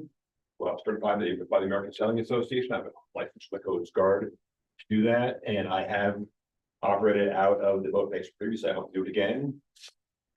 What's that? As soon as possible. I just want to recognize and appreciate all the input that has gone here to get to this latest design. I know that it's been a challenge for you. I don't envy you to get through that timeline and get all the approvals with all the alphabet of departments, federal, state, city. So good luck with that. I would say that I think a lot of the commentary that's been reflected has been more on the aesthetic side. And I heard the word use minimum use. And at the last meeting, I heard the word it's not going to be a world-class marina, but a good marina. I've also heard it, correct me if I'm wrong, that this does not, it's a substandard to the American Society of Civil Engineers who operate marinas. For the dock house. For the dock house. Dock house, yes. So what I would hope is that we would factor all of this conversation, all of the compromise, and say, this is, everyone's getting something. As a user, I'm not going to get what I desire, but that's okay.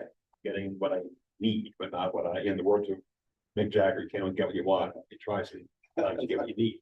Happy with that, but I hope we reach the point after a year and a half, that long. And knowing that I don't believe, actually, not through your fault, I think it's going to be 2028 or 2029 before I can, Ed and I can use the marina. So I really hope that we've got to the point where we could say this is good for everybody, and that we can now not compromise any more functionality for aesthetics. Thank you. Thank you. Anybody else in the room who would like to make a comment? Anybody from, oh, I'm sorry, yes. Go ahead. Hi. I'm Charles McKinney. I'm the first Riverside Park administrator. And I would just explain that, you know, Riverside Park is Olmsted on top, and then it's Gilmore Clark in the middle, and then it's the future board. So I'm all on board with the aesthetic. I'm on board with this architect because I believe they are kind of the masters of this ethereal reflection kind of thing that this site offers, because we get the sunsets. And so you can just imagine it. If you're sailing up the river, you're going to see this place, right? And the rotunda's being restored. You know, this is going to be a spot, but it is not. None of these things move fast enough, and the regulatory hurdles to facing the marina are not, you know, out of the way yet. So, whatever I can do is just to blow in your sail. I'll take it. Thank you. Thank you. Anyone else from the public here in the room? Anyone on the Zoom from the public? Yeah, we have a few questions in the Q&A, and we also have one hand raised. Would you like to go to the hand raised first or the questions in the Q&A? Maybe the person who wants to speak first can go. Okay. So I'm going to call on Liam Henry. Give me one moment.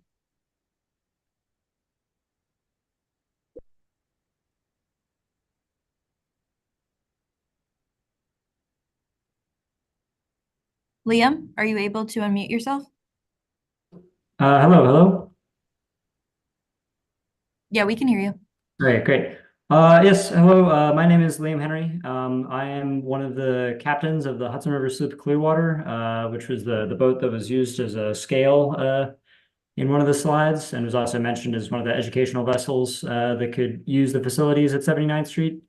And I just wanted to add my voice to as a source of encouragement for this project to move forward, and also to, I think what the other fellows said, to not sacrifice any functionality in terms of the dockhouse, and to support the design moving forward to allow Clearwater to return to 79th Street, which used to be one of our most convenient and sort of popular docks that we ran our educational programs out of. Yeah, I see there's a lot of hurdles to get over, but can't wait to come back. Next, we have Councilor Gail Brewer. Thank you. Yeah. Thank you very much. I have been briefed on the dockhouse, and I'm very excited about the dredging and the return of the 79th Street boat basin. I think the dockhouse is beautiful. I go with Charles McKinney, but there are people who I think you still need to figure out, explain why it's so big.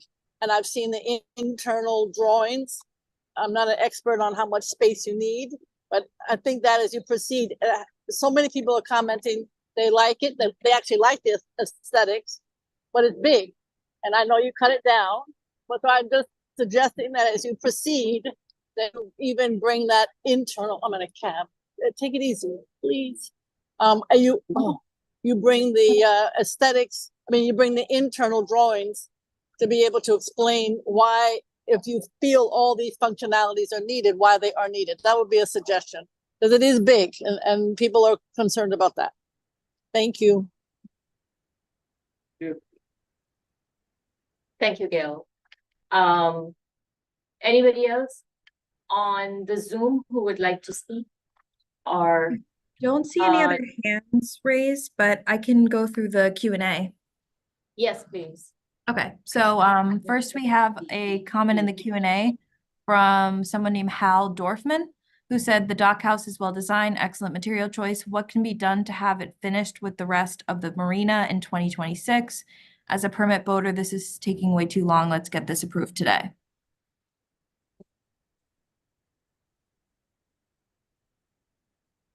Do you have anything?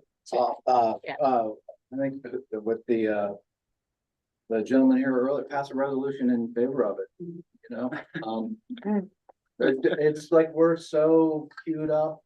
We've studied so much. We've turned every stone in the marina too.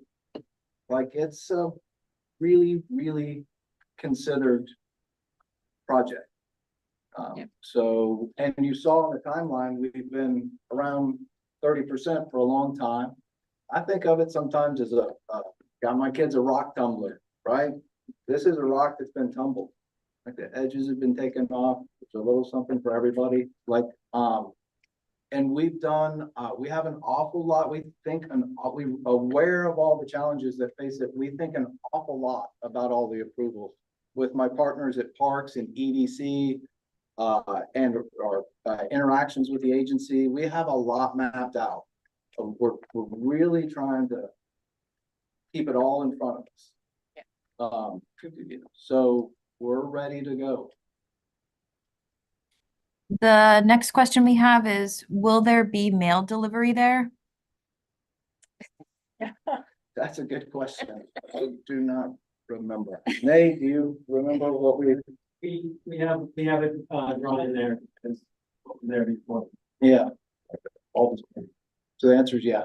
It's basically the same program as before is the program now. We have another question. Yeah, we thought that the lift. Next question is, where will staff keep tools and gear, and how will they get the stuff down to the dock for repairs? Alex, you can read out the next question.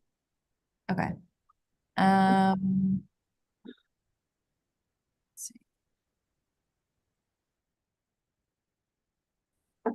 I'm not sure if she's muted or not, but maybe we can we can ask people here in the room, anybody from the board who may have questions. Okay, Avi, I saw you. Hi, what's the budget for the east side? Well, it's been so long, the original budget, the original construction budget was 64 million, something, I don't remember the number exactly. For the entire marina. Yeah, for the entire marina. For the boathouse and stuff? The boathouse could be a penny, or it could be, that's the whole project. So, there's an estimate, I'd say the boathouse is like, say, less than a fifth of the cost of the marina. Who's the marina being funded by? The marina's a city funding and federal funding, the FEMA. There's basically a third of the funding was FEMA in response to the Sandy destruction. And so, meeting the requirements of that grant is a very important thing for us. Can I just interrupt? I would work with another city state agency. We use 6% as our inflation, good or bad year. So I don't know how that affects any additional funding is coming from. Sometimes it does come from prayer. And it bails us out when we don't least expect it. Okay. Barbara, go ahead. I want to start with a comment. I think this is 1,000 times better than the last two iterations. Great. And I really like the openness of the below the pilings or whatever you call those columns under there. However, I definitely agree with Gail Brewer that I don't understand why you need 3,800 square feet when the original dockhouse was less than 1/3 of that. I know that you have more people who will dock there and moor there, and you have to provide, and I understand that it's a lot of space. All right, that said, you haven't mentioned the parking spaces that used to go along underneath the rotunda. Used to get a parking space if you had your boat docked there. Is that still something that's happening, and can that space be used for anything else now? For that, I don't know. Like You have nothing to do with it. yeah, like that type of agreement on. Like, Is there anybody else here? who yeah, might Chris know? or Nate, do y'all know about parking and the power plant the marina is taking up 15,000 square feet, so I'm not sure. In the rotunda. And one last question. I think you said that the fenestration on the side that's facing the Esplanade is has windows just on the ends, but that night rendering that you show here indicates that half of those upside down triangles have clear glass in them. So what's the story there? Yeah, if you want to go back to that, I can point that out. Sorry if that was confusing. Before we do that, can we talk about just the size from one aspect? And I hear, Gail Brewer's comment and yours, and we can certainly, if information is what's needed, we can provide information. But one way to think about it, the original dockhouse, the 1,500 square feet includes the platform. The dockhouse is 800 square feet, and that marina was 16 slips. It was designed for 16 slip marina. So just like ratioing kind of like the, size of the dockhouse to the number of vessels that it served, like we're still under. We kept that ratio, It's not the criteria we use. The criteria we use on like providing a set of amenities that would match the dockhouse we're designing is the ASC position paper on small craft harbors, which has recommendations for the way you should dredge, how you should consider entrances, a lot of guidelines, but also including like the number of bathrooms that you would have. And one of the things we've done is we've cut those out, for the sake of size. So we can provide more information, but I just wanted to leave you with the idea that the existing dockhouse didn't meet code, isn't resilient. It's from Robert Moses when it was 16 slips. Can we put up that slide on the? Yeah, I just wanted to explain the. I think somebody in the back had something. to sail and, Beautiful. Like, Which slide is it? It's the one of the nighttime, the 4 different renderings, different times of day. 2 before this, Like slide, yeah. 20. 4, 20, That one. keep going, no, keep no, going, not that one. keep going back, back. This, There it is. that one. Voila. Yeah, No, the lower. 18, Lower right, 20. not that one. The next one. 20. This. Yeah, well, Yeah, so what you see is there are windows on each side, which are those triangular windows with the, right here. There, and there.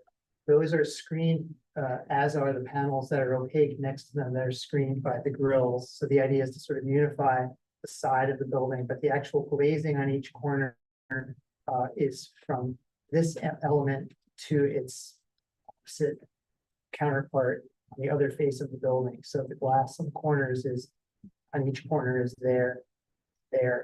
I believe we don't have the view up here, but the side facing, the one side that faces west toward the water has one more panel of glass. So it's a little bit more open to allow 180-degree view down the marina for the staff and customers who are there. You also said that you were still working with different lighting design. Yeah, lighting designer, we've had an initial meeting with them. Shouldn't be an issue. No, and that has to do with whether, obviously, to what extent, how bright it will be, from within at night, but also how to light the underside of the building.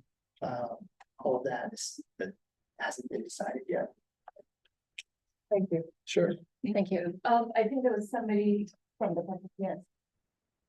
Come on here. Yeah, please. Oh, you have to.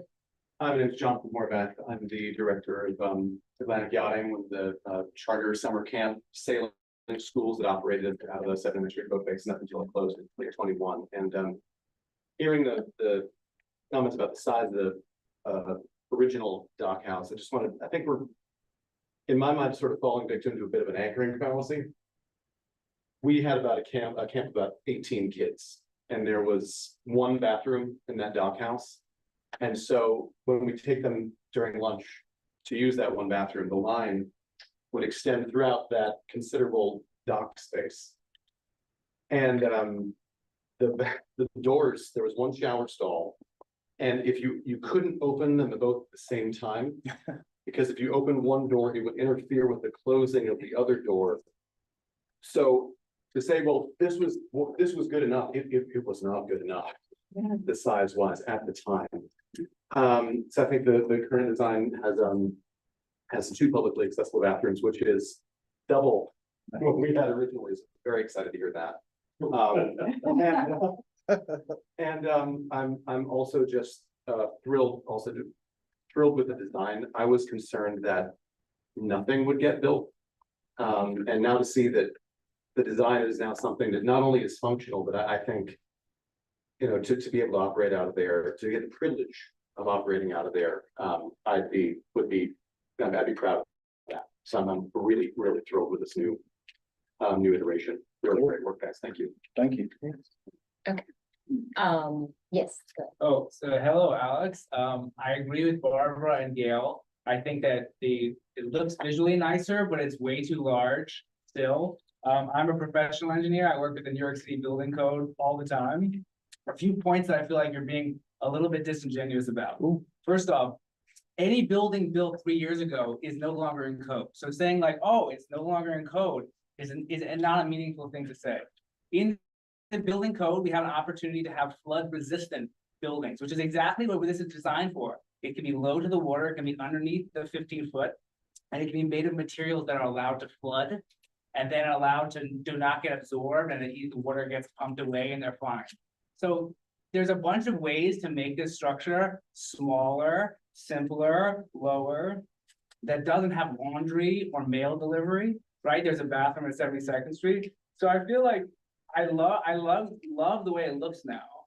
And I think maybe we should, as a resolution, say we like the way it looks. But again, it can be way smaller and way lower to the ground, like Brookfield Place has a very tiny little house. Like there's lots of the ways of doing that don't require such a big. How many structure. foot would Brookfield Place have out? 35. What was 191? Yeah, but there's just maybe 50 square feet, maybe, right? Never Tiny, it's tiny. Yeah, it's tiny. Yeah. It's tiny. We have a bathroom at 72nd Street right there that has lovely stalls. One marine toilet. Yeah. Oh. So, I mean, just saying, I think there's many ways of doing this that don't require 3,800 square feet. Okay, we can talk about some of that. Some of that goes to programming, but some of it goes to flood zone resilience. And, so by saying it doesn't meet code, that's true. And that wasn't an attempt to be disingenuous, and so, but really just draw out the fact that that's not our goal. Like that, what's there now is not our goal. That's not the poster child for what we want to do for Dockhouse. And I can also tell you that you said you're an engineer. Yeah. Right? Section G 501 6.2 of the appendix G would prohibit dry flood proofing of this in V zone. Well, no, it is section 1612.4, Okay, well, ANC 24 says. You and I should have a chat because we're the only geeks in the room. But that is. Be just a bilateral conversation between the two of you. It has to be open to everybody. Yeah. I would just say. Simple from- English. Yeah, from our experience, we've designed 2 structures that are in the flood zone on the Hudson River. So we did a kayak pavilion in Beacon, New York, and Long Dock Park, Scenic Hudson with the client. That's an open air structure that has no amenities in it at all, that water, yes, can come in and out. We also designed the what is now a visitor center and a boat storage facility below it in Brooklyn Bridge Park, which is the image, one of the images I showed, where that was designed circa 2015. And very deliberately, the restrooms and occupiable floor are above the flood zone.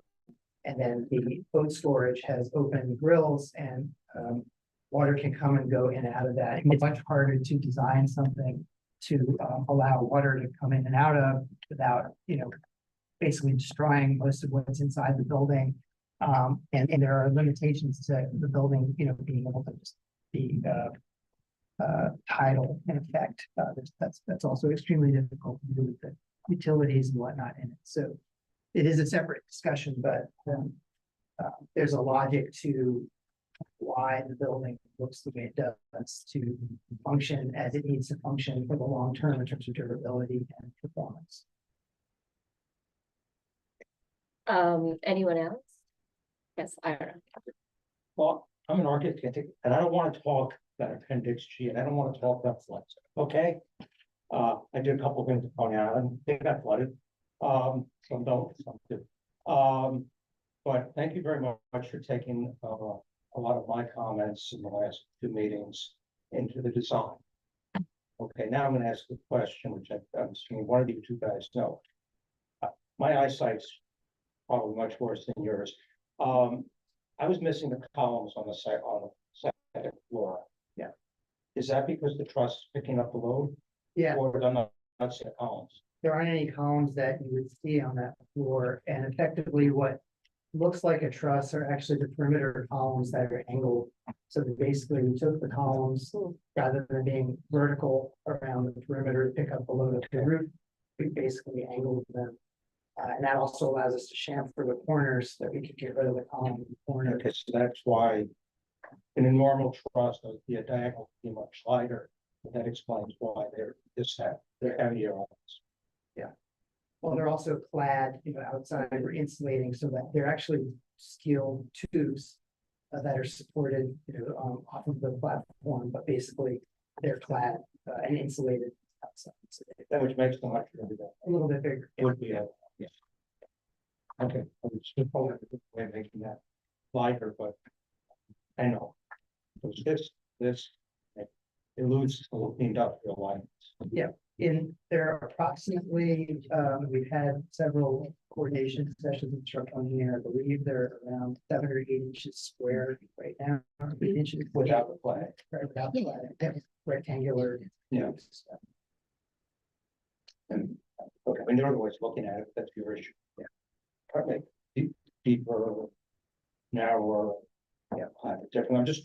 It doesn't quite do what you say it does yet. And then the other reason I asked that is, sorry, my architect just played flood booking engineer here, so you bear with me a second. The other thing is more architectural. The water is horizontal, the first level is horizontal, the first floor is horizontal, and then you have all this stuff that's very different on the roof. And the thing is, it's like it's the bolts, they're the verticals. Okay, you got to sit through 4 years of architecture school to get that. But you really, if you can stress that horizontality, you also make more of the bolts. So that's, I don't know how you put that in the resolution, but it's just the judge. I mean, this is about the boats, it's not about the boathouse. Okay, I think we'll go now back to the Q&A, which has 5 questions or comments on it. Alex? Yeah, and we also have one hand raised. Let's go to the hand that's been raised. Okay, the first hand is from, it's Catherine Steck. Catherine, are you? Oh, yeah. I have no idea how to do this. I've never done this before. Can you hear me? Yes. Okay. So I'm an Upper West Sider. Gail knows me. I have lived here forever. I walk that stretch of the park almost every single day. I want to tell you that as much as I think a lot of the intentions of how this building works are laudable, the exterior is hideous. It is in no way, I think the feds came back to you last time and said, this is not in keeping with the textures of the park. And you have gone from bad to worse. I don't know why you can't find something more organic to clad the building with. There are shingles that are now treated, so they are, long lasting, are impervious to a lot of weather elements. It's not in keeping. It's like a spaceship landed in the middle of our verdant, rock-covered park. So I am really, really disappointed with this outcome. As I said, I think you've gone from bad to far worse. That's my comment. Thank you. Has anybody else, is anybody else waiting to speak on the Zoom? I don't see any other hands raised. Oh, actually, yes, Okay.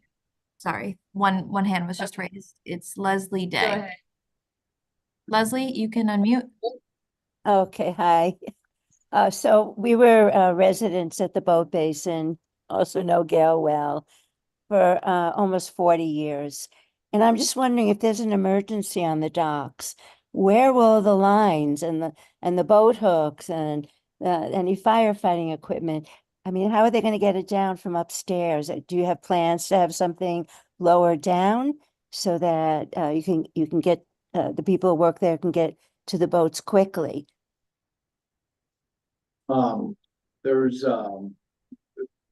part of that is one of the reasons why the dockhouse is located in the middle of the marina, so that response times could be kind of equitable throughout. And then the rest is that stair at the front. So basically, like that office at the front where they can view things, they can come down that stair. We haven't studied any kind of additional like operational considerations if they want to keep any equipment on the deck below responding, but that could be an option that they would have as well. Okay, and I also want to say you have to have washing machines there. You have to have laundry facilities, of course, because people spend a lot of time on their boats or they come in from somewhere else and they haven't been able to wash their clothes. Every marina has laundry facilities.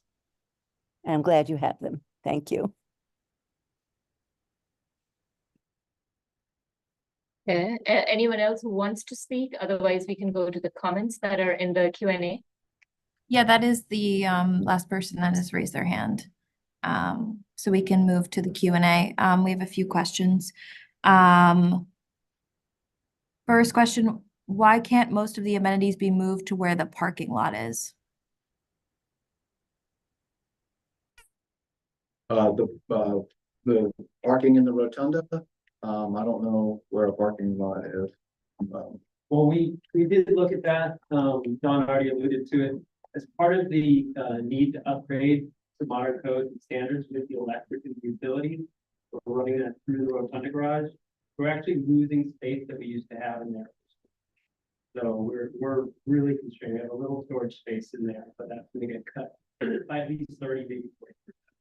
So all of the site maintenance, all of the 24/7 staffing, all of the financial aspects, all of the cruising license, immigration, customs enforcement, it all takes place in this structure. 24/7, 365. We have a full-time carpenter, all the materials will have to come in there and be stored in a little corner space. Maintain it, right? Okay, moving on. Yeah, and James Haddad in the Q&A has two questions. I want to make sure this one was heard earlier because I don't know if my audio was clear. Where will staff keep tools and gears, and how will they get the stuff down? And then another question, isn't there any way that certain functions could be moved to a barge or to an auxiliary building in the park? Well, there is a workroom in the Dockhouse that we looked at on one of the plans. So that would be where they're keeping most of the tools. And then as far as locating that function essentially outside the marina, we haven't studied locating that on a barge. It wouldn't be permittable. You threw that to DEC, you can't use barges for storage. Anything over the water has to be a water detention. They'd say put it in park somewhere. And that was part of the 3-year exercise, was really studying how the park can be used and without taking out a ball seal. It really all has to happen right there.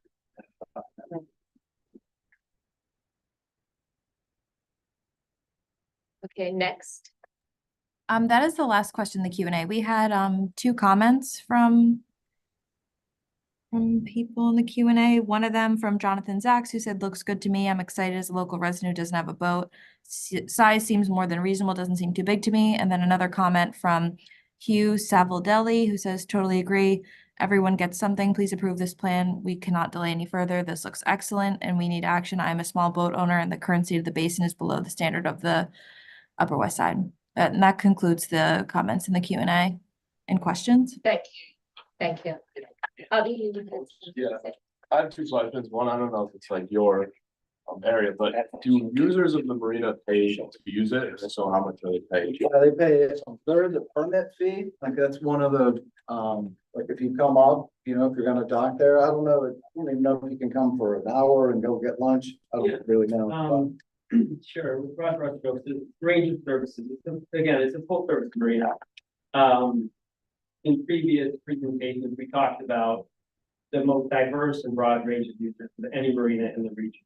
I can attest to that fact, having visited all of them in my 2 decades there.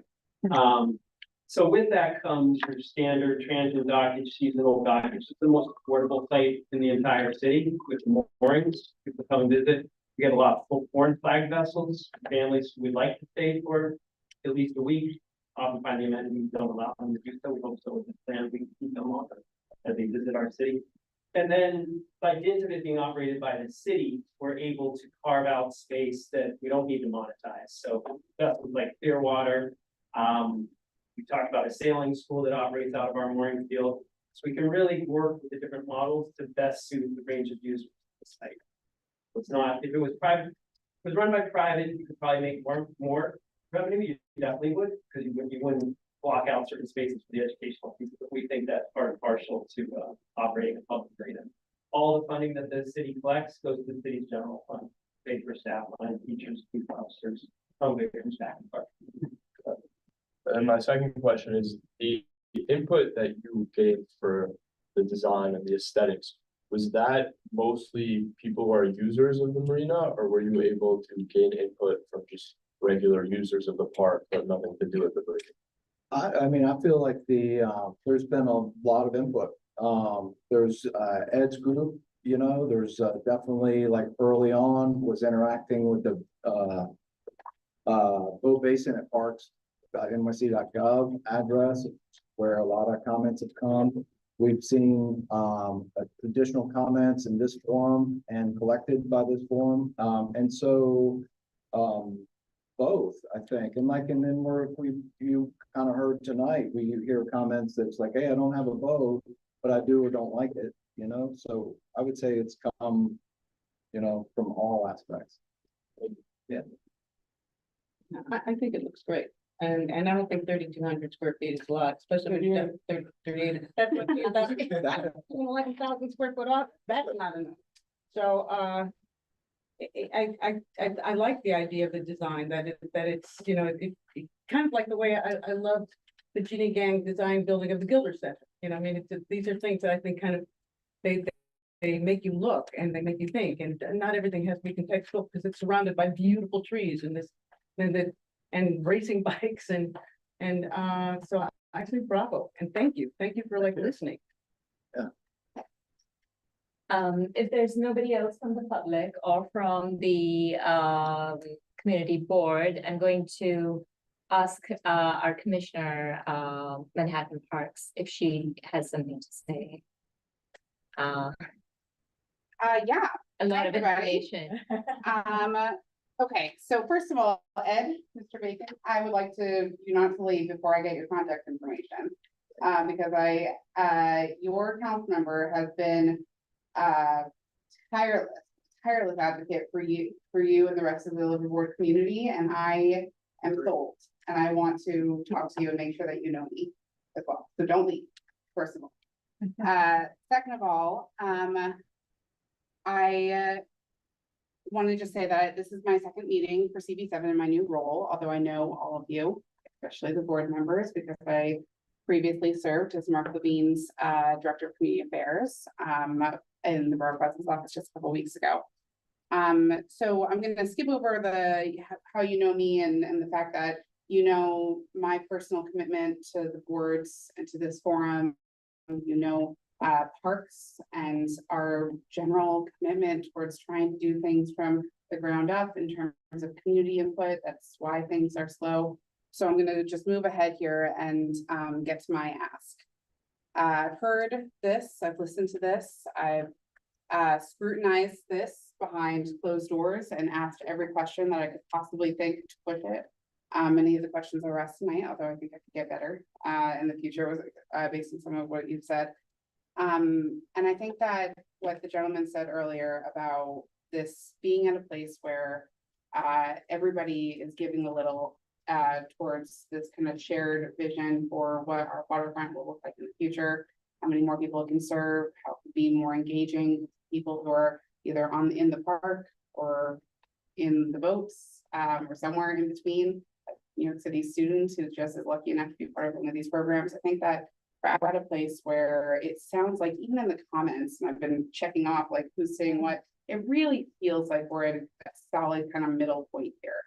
So I'm going to ask you to do something, and I'm going to that I don't think this board has done yet. I'm going to ask you to take a step back, to take a step forward with this project. Knowing that this project is, I think I saw we're at 30% design, and that signs can be tweaked, knowing, as you said yourself, sir, that we can be coming back to this board with a future kind of a little bit more fleshed out proposal, knowing that some of these other details will be worked out, and that this is not a one and done, we'll see you guys when a ribbon cutting is happening 2 years from now sort of thing, but instead that this is something where it will be a continued partnership, but towards all the people who are asking and saying, yes, let's move forward. Yes, let's get this in our lifetime. Yes, let's stop depriving this neighborhood of a waterfront marina that we all know this community and our borough deserves.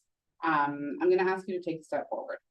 I will just say on my part and on Park's part, I know, and this is not even fair, it really should be Nate and Chris and the rest of the marina team that's over there who've been really doing the work. I'm just here to swoop in and say, hey, remember me? I'm, you know, sort of thing. But I will just say that, you know, I've seen the commitment on our side of Parks. I know just how hard everybody's trying to work to find something that's going to be worthy of Riverside and worthy of this community. And I feel very confident, for what it's worth, and as myself, a former very, very, very highly scrutinizing community board member on community board 8. I know, just how hard everybody's been trying to look at this, and I hope that I hope that we have your trust. And I look forward to your comments. Thank you. Yeah. Wow.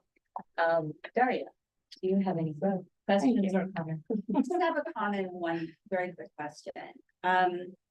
So I thought that you guys did a great job with like taking all of the feedback, because I followed this through the years and putting together this design, and that it really does a good job of like connecting the land to the sea. It's nautical in theme, which is very different from what it was before. It has glass, so it's reflective. Everything that was given to you guys in terms of feedback, you integrated it. And I think that it really maximizes, you know, that location and the views in general. I don't think it's too big. I think I believe you when you say that you're trying to do as much as you can with the amount of space that you have. And I personally think that this is a much better view than the old boathouse. Like, that was terrible.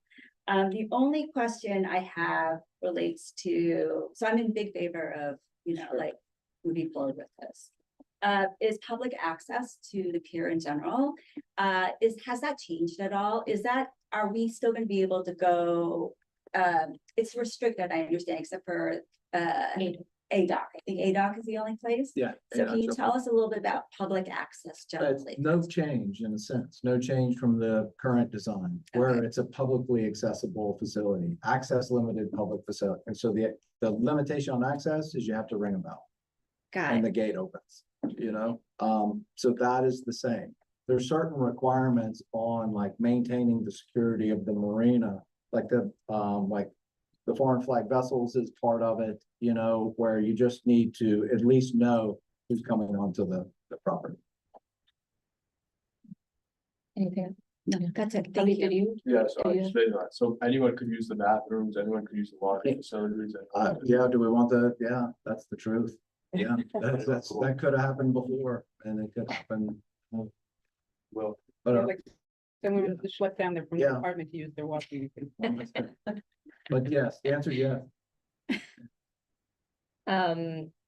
Okay, so actually to follow up on Daria's question, the space with the pillars underneath the actual building structure. So I guess the general public can't use it, but my understanding is that if there's some education, like some school group or something, they can use it like an implement, whether they can seek shelter in that area. Is that correct or not? Yeah, I used to go by the Dockhouse years ago, and I never knew that if I rang the bell, like I remember learning from that, all I had to do was ring the bell. So it's publicly accessible, you know? So, I mean, is the public gonna be allowed on that? It's not an open gate, so it's not that. But certainly like that space is hopefully available for when they're having a school program. We're not putting shade structures out on the end of the piers, you know, but that they could host one of those programs underneath the dock, you know, underneath the dockhouse. So the intent would be, that they could use that as like a flex type space. Okay. And maybe this question is more for Nate. Is there an intent to expand the education programming from what you had before? Well, that's a softball if I've ever heard one taken. Yeah, I mean, I'll try and be brief, but if you build it, they'll come. It's the Upper West Side. It's the most desirable spot. We have waiting lists of vessels wanting to get into that. I have a picture of 3 educational vessels, one drafted against each other. It wasn't very safe. Harvey Gamage, Letty G. Howard, and Clearwater. We've got South Street Seaport, Stevens Institute. This is the most popular site for Billy and Oyster Project in the entire island of Manhattan. All pages thing there. Citizen scientists always doing water testing. Started our first document master apprenticeship program here. I mentioned it last time. We are Carver School, where we have high school juniors, rising and seniors, as dock hands. This is what makes this job so intoxicating. And if we can build it, we'll continue to grow these programs. That's what I want to Okay. You know, one question that was asked in our full board meeting, it was when you guys weren't here, was why do all these documents need to be stored physically in today's day and age? Why can't they be electronic? On the mic, so I'll keep speaking a little.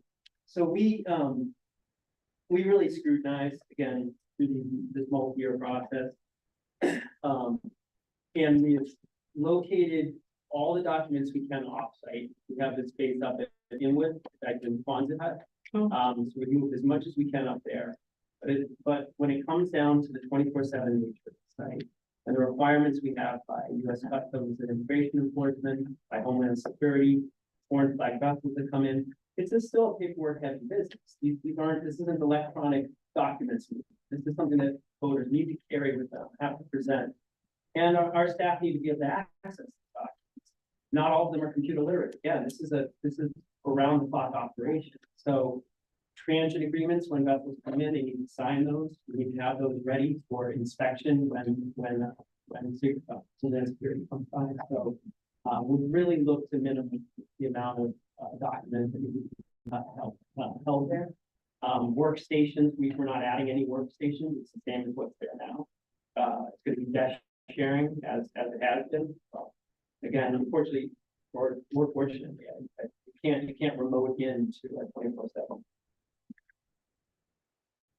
Okay, and when the work does start, all the staging is still expected to be on the river or Yes, in the park? no, in the river. On the river, okay. We have a utility connection we talked about last time. Right. But yeah, the marina is going to be constructed from the river. Okay, okay. So I think we've heard from everybody. If this is the last call, if anybody else has any questions, comments, this is the time to raise your hand.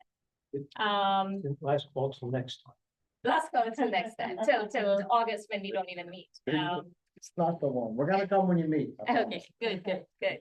Look forward to it. So I have to echo something that a lot of other people have mentioned.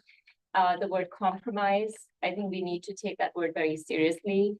I appreciate the fact that this team has come back to us now. I think this is either the 6th or the 7th time. I'm not sure. It's the 7th time since 2019. And that says something. And not this time, but the last time you guys came, I actually went back and I read all the minutes. I watched all the YouTube recordings, everything.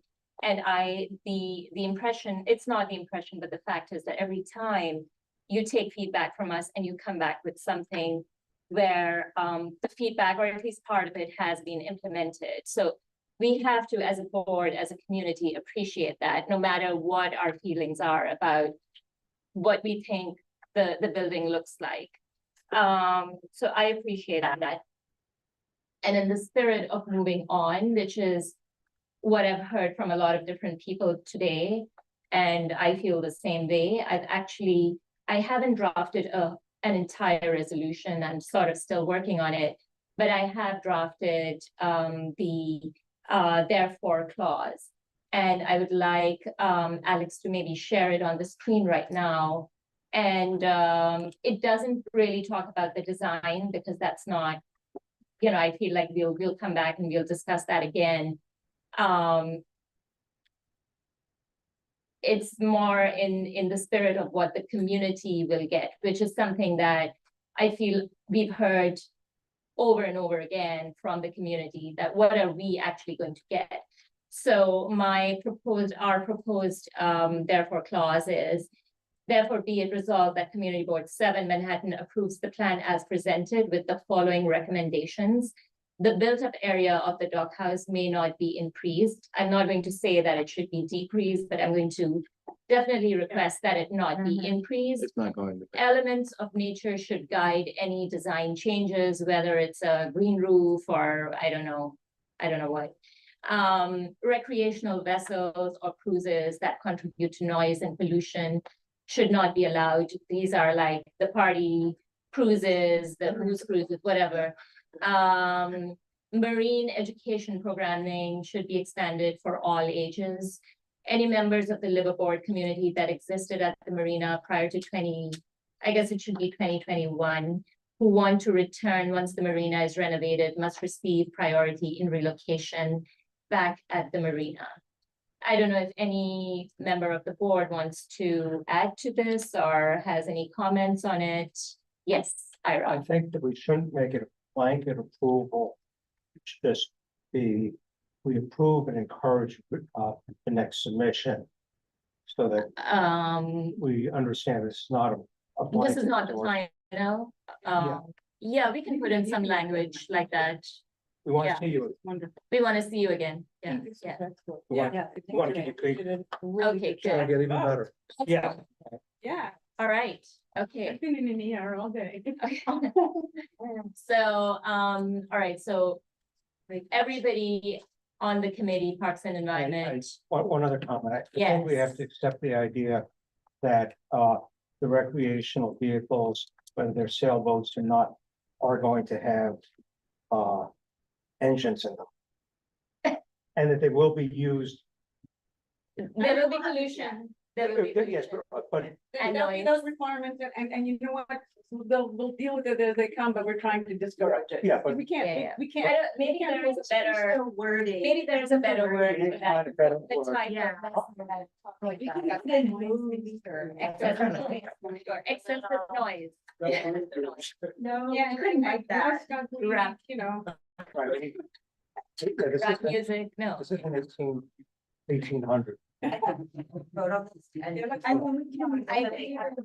Public Design Commission, which is gonna be the next big Right. step. If we Yeah. can get it to them before. So call Yes, questions? yes, so let's go, everybody on the committee who is voting in favor of this therefore clause, please raise your hand. As with tweaking.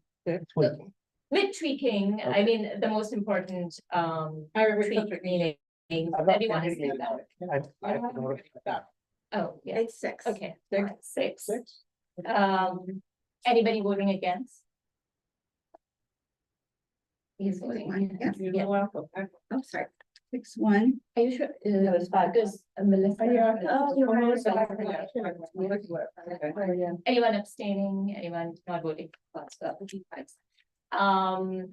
Non-committee members voting in favor of this therefore clause, one.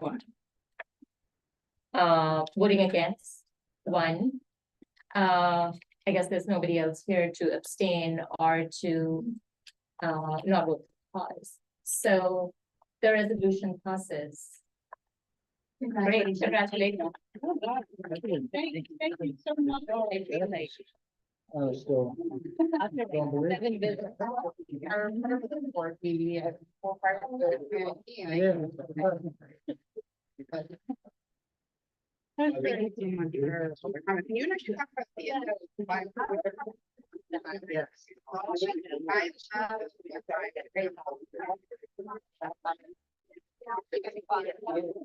Natasha, can I end the Zoom? Or, yep. I think the guy.